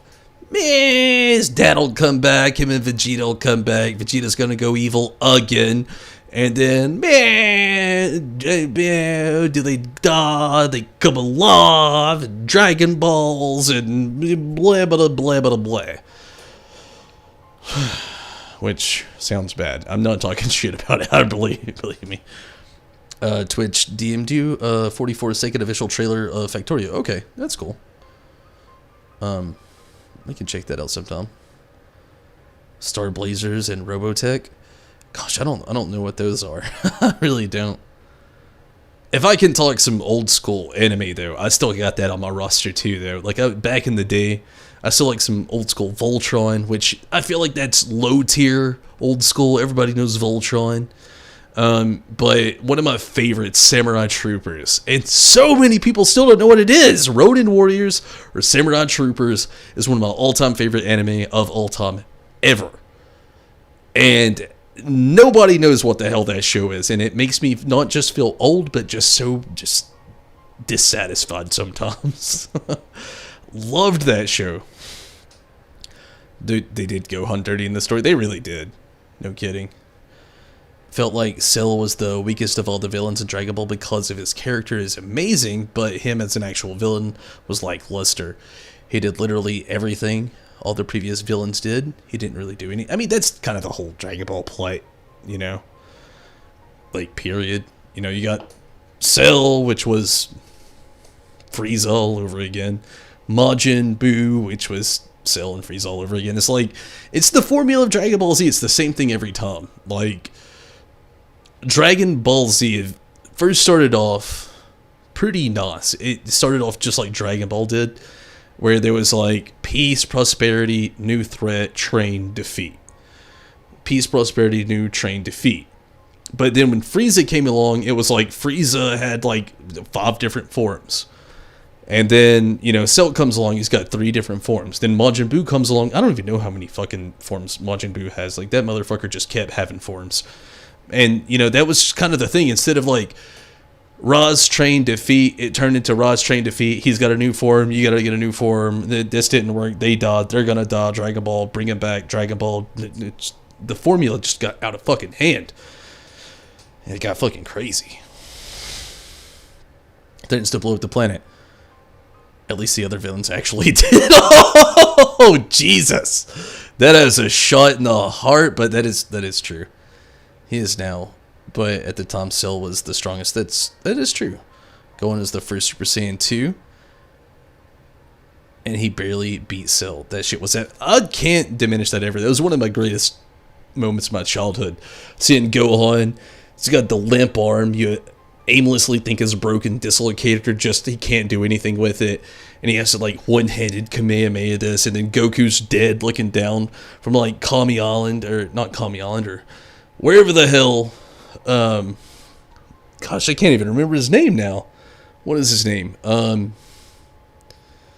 was his name? The dude who trained him when he was dead. Kai. Kai is all I remember. One of the Kais.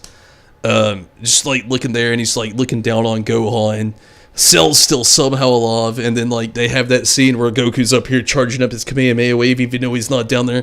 Gohan only has one hand, he's all fucked up in the face, his limp arm dangling.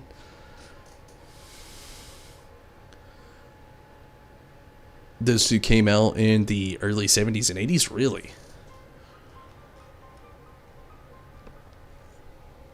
I didn't really watch a lot of the... There's some 80s anime I've seen here and there. King Kai, that's it. But most of the anime I've watched was like from like the late 80s, early 90s, mid 90s to early 2000s or to mid times. The Warrior of Light, The Shadow Keeper, I've seen all this before.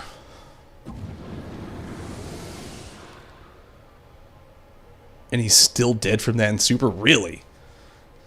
Yes, you and I joined our power as one to create the Shadow Keeper. You bore witness to its battle with the Warriors of Lot. Our power, so I was there. And I wasn't alone. No, Gaia, it's not true. It can't be. How can you have been there 100 years ago? Look deep inside. You know it was real. Cast aside those worthless memories and embrace who you truly are. Worthless?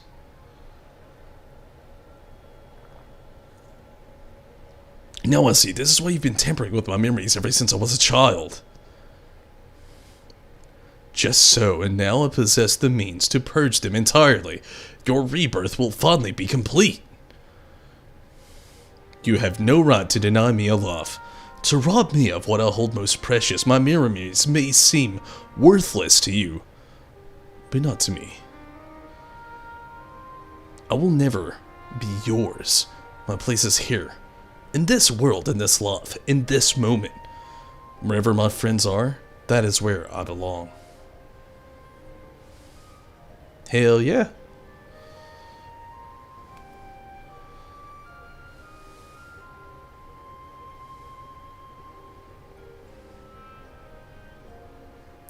Then you would turn your back on our glorious past, on the lives we once lived. Any past I may have shared with you is long gone. I'll live in the here and now, striving to build a better future, and I'll be damned if I let you take that away from me.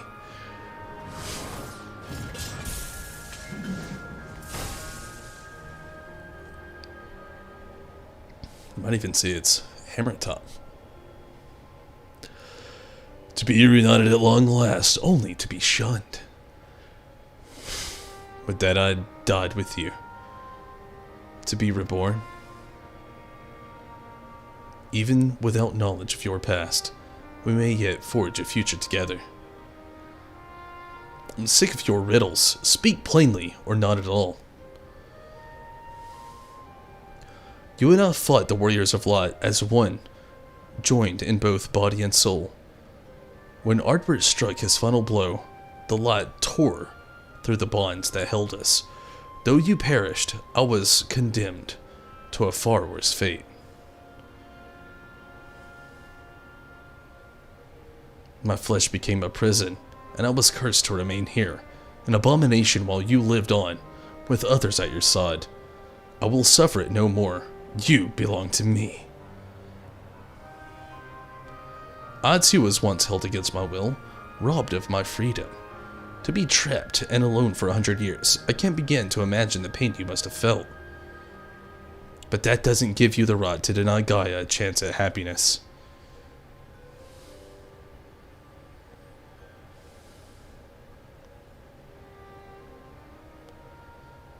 We once knew happiness, true happiness, until fate conspired to tear us apart. I will never let that happen again. We shall be joined as one. My memories, yours, together for all eternity.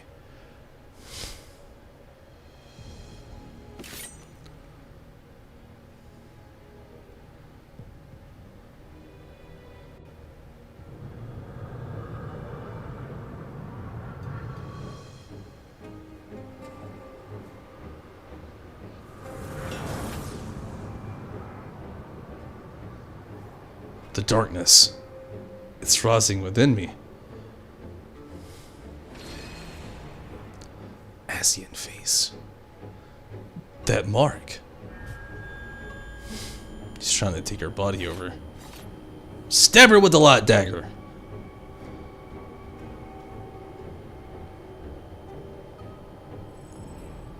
What is this? Why am I... Seriously, she's got the power of light and she just sits there and it just stands there like, why? Hold on, Gaia. Whatever it is, you mustn't give in.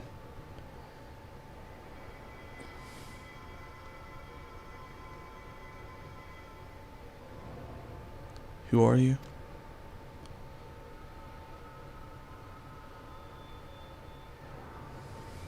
Yes.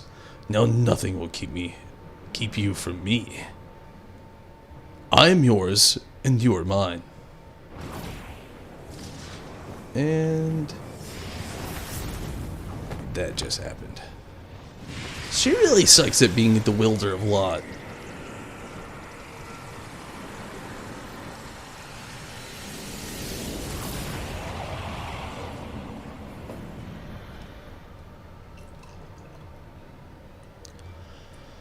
Of course. We are one. We remember.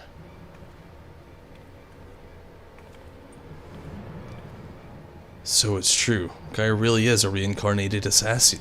I almost said Assassian. I'm getting tired.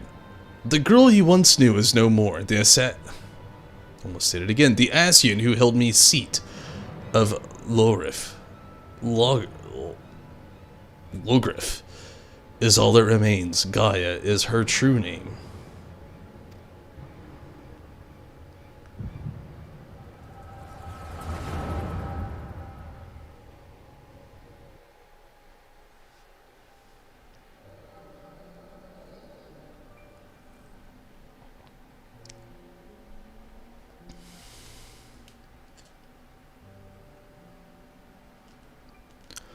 Oh, Logrif, how long has it been?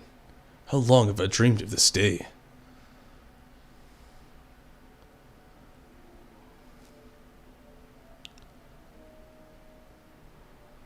Is that you, Matron? Forgive me, I didn't recognize you. In my defense, my memories have only recently been restored. My mind is still a little hazy. Hardly surprising, no matter how many times we are reborn. It is disorienting to have everything change around you. Even so, I immediately recognized your resplendent soul. And I cling to the hope that one day you will likewise remember mine. You always were a forgetful one. I could never forget you, try as I might. But tell me, what do you know of my past? I admit my memory may need refreshing.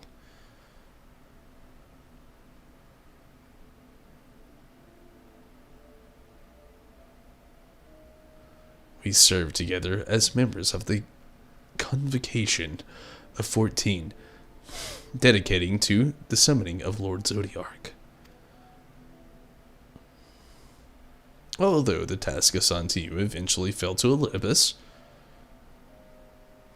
Yes, I remember amidst the chaos and despair, you never left my side, my loyal protector.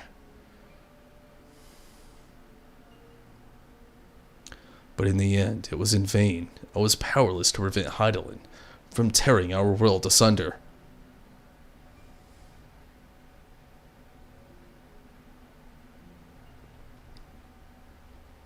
So I heard from Emmett Selig. We labored to make our world whole again. That's why he restored my memory, so that I may, or can, play my part. Our part alone we struggle, but by joining your power with mine, we may yet succeed. My power? You always were one for flattery.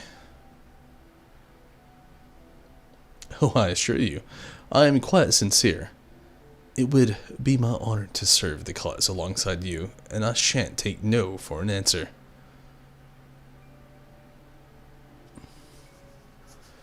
The honor is mine. For as much as I chide and tease you, you're everything to me, my inspiration. When I'm with you, I fear nothing. Promise me that we'll never be parted again. I promise. Even should fate conspire to separate us, I will reach out to you wherever you may be.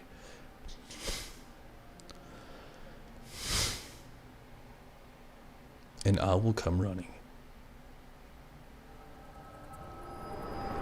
Yeah, still get those, like, nobody fobs. Only fun enjoyment in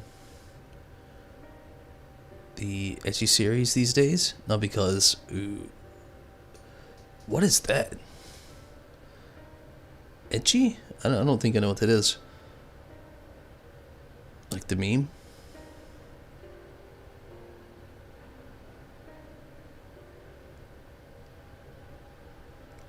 See.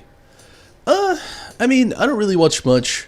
There is some stuff I can say that was, like, really good. Nothing that really hit that, like, hentai stage, but, from the next series that you want to see the fan service, not because the fan service, but to see. I feel you. It was one that had those moments, gosh, what was it? Was it High School of the Dead? I think it was when I watched. I think I watched it about 2 years ago. I liked the plot, I liked the show, but there was just some moments with like the jiggles, you know, or propping a gun on, you know, like somebody's chest, or just one specific scene in an episode where there's just like a into.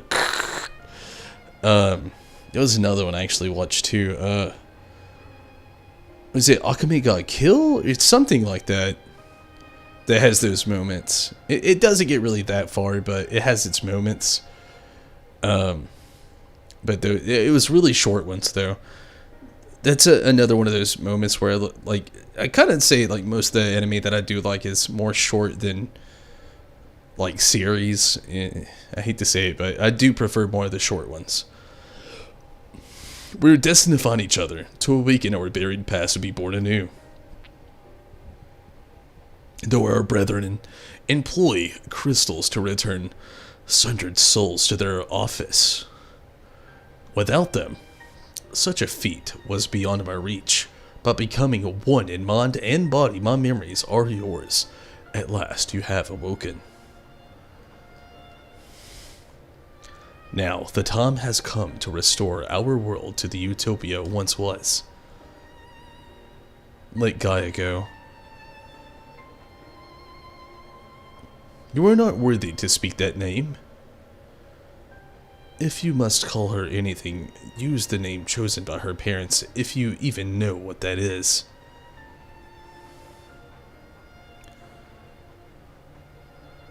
No, to me, her name is Gaia. And nothing you say about her makes any difference to me. I don't care if she's an Asian. She's my friend. Was your friend. Never again will she answer to your cries. We won't give up on her. We'll break the shackles that bond her.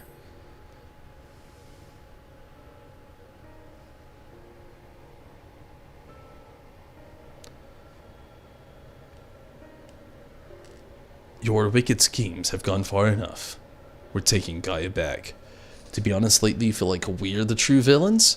I don't think so. I get literally what you would say that, Winston, but I don't really think so. Like, all these people, they seem to want a balance.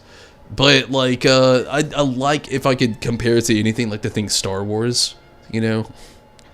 Like the Jedi Council. They're all about the balance. And they're seemingly the good guys. But later on, the Council may die, but the Jedi live on, and the Jedi ideals are what really prosper very in. And I feel like that's kind of like the whole gist of all this, you know? Like, it gets tossed and turned so many ways, and you start really getting pulled in the heartstrings for a lot of things. Like, you keep thinking the Asians had everything ripped apart from them, but really, their goal was to just keep balance. But to keep balance, they had to keep so many things from prospering. And sure, there was over-prosper, like the lot in this conundrum, or the darkness in our first conundrum, but a lot of it in the end was just a lot of them being greedy, which were basically these two right now. Sure, they had a lot ripped from them, but it's just pure power and greed, wanting darkness to take hold. They just raise Zodiac, so Zodiac brings darkness amongst everything, and kills the balance. Fuck them Asians. Yeah, for real. I don't really like any of them, if I'm being honest. A manga you read that it was so perverted that it was like,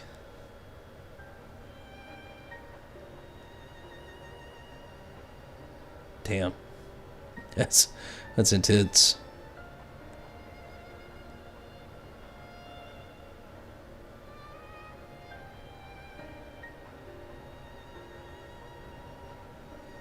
couldn't stop googling. It's funny. I don't know. Yeah, I mean, there's some stuff like that though that makes sense. With the Final Fantasy XIV storytelling, no one is the villain. They're just the antagonist to our story. The victor shall rot the tale. Yeah, I mean, that makes sense, and honestly, that kind of goes in with what I was just saying there. A lot in some ways, but also, you could ignore it, take your own part from it, or roll with it as well, really. It was all just, it's all over the place, you know? Especially, let's say, within these different realms, where they all have their own. The Warriors of Light were the bad guys, and then all of a sudden, like, the Warrior of Darkness, which you play in this role, comes in, and he's the one who's the savior now, because the other people did so much good that it was bad, and then got so lost in it that they became Sin Eaters, you know? It's just kind of all over the place, but, I mean, in the end, you can still tell good and bad, let's be fair. Your wicked schemes have gone far enough. We're taking Gaia back. Cursed servants of Lot, you will not tear us apart again.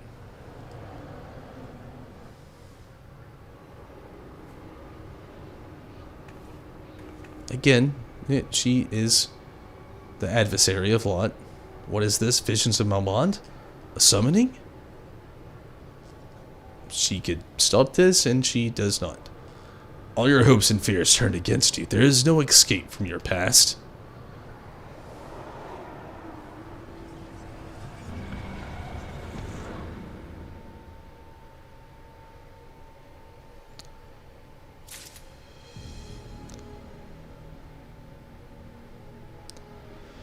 And with that, I am done for the night. We'll jump back into this tomorrow night.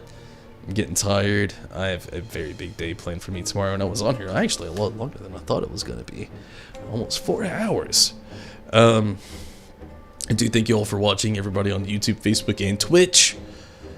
The trailer before you get off, I'm not going to be able to, honestly.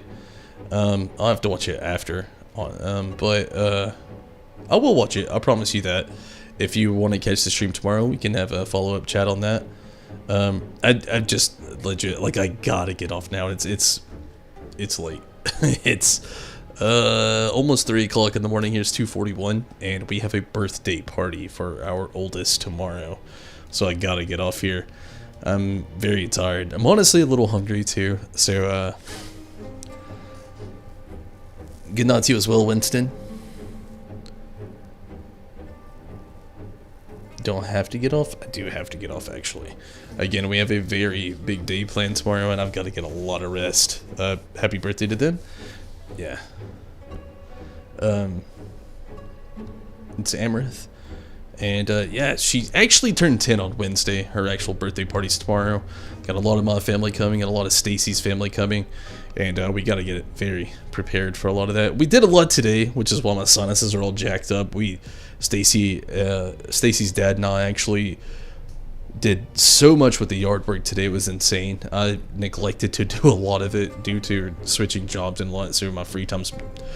It has not been very equivalent, and it's been all over the place. So today we finally got all of it under control, and needless to say, I am tired, and I am jacked up in my sinuses, and I do actually got to get to bed very soon so I can wake up tomorrow. I still got a little bit more. I have to take off trash and a bunch of other things I got to do tomorrow before everybody gets over here. But thank you all so much for watching. Again, on YouTube, Facebook, and Twitch. I really appreciate it.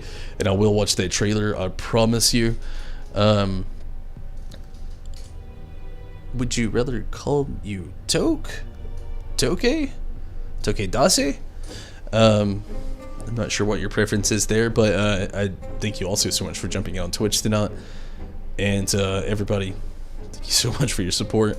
And you know, if you wanted to watch that cooking video, if you haven't yet, the best grilled cheese video is up over on YouTube. You have to watch it exclusively on YouTube. But there is a link on Facebook if you want to go there and watch it. But on YouTube, there is the Best Grilled Cheese, the first cooking with Tumbles video on this channel. Not the very first one, but the first one on this channel. It is up. It's really fun doing. Hope you watch it. Be sure to like the video or follow, subscribe, and whatever it is that you do on whatever platform that you're watching on. I really appreciate it if you did do it.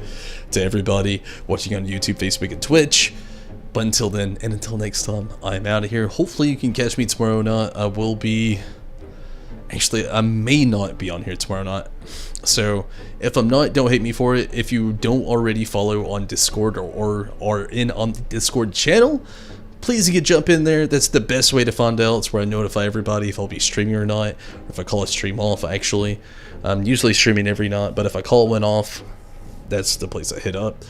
My plan is to stream tomorrow, but if I don't hate me for it. It's going to be a very busy day for me tomorrow, but my plan is to stream. So, be that as it may, I'm going to call it here. Thank you all so much for watching. Good night to you as well, Rez, and thank you for wishing Amaranth a happy birthday. Good night to you as well, Toke or Toke Dase or Toke. Again, I don't really know your preference there. Winston, good night to you as well, and thank you so much for watching, and everybody else that was watching on YouTube, Facebook, and Twitch. I really appreciate it. Thank you so much. But I am out of here for the night. We will continue my next time on here, and I can't wait for that. But until then, until next time, I'm definitely out here. And hey, please go watch that Best Grilled Cheese video over on YouTube. I worked really hard on it and had a lot of fun doing it, and hopefully you'll enjoy that. And maybe even get some grilled cheese ideas for yourself. It was a lot of fun doing. It's not just a cooking video, but it's also a food experiment. So with that, everybody, I'm out of here. Good night. Take it easy. Have fun. And until next time, I'm out of here.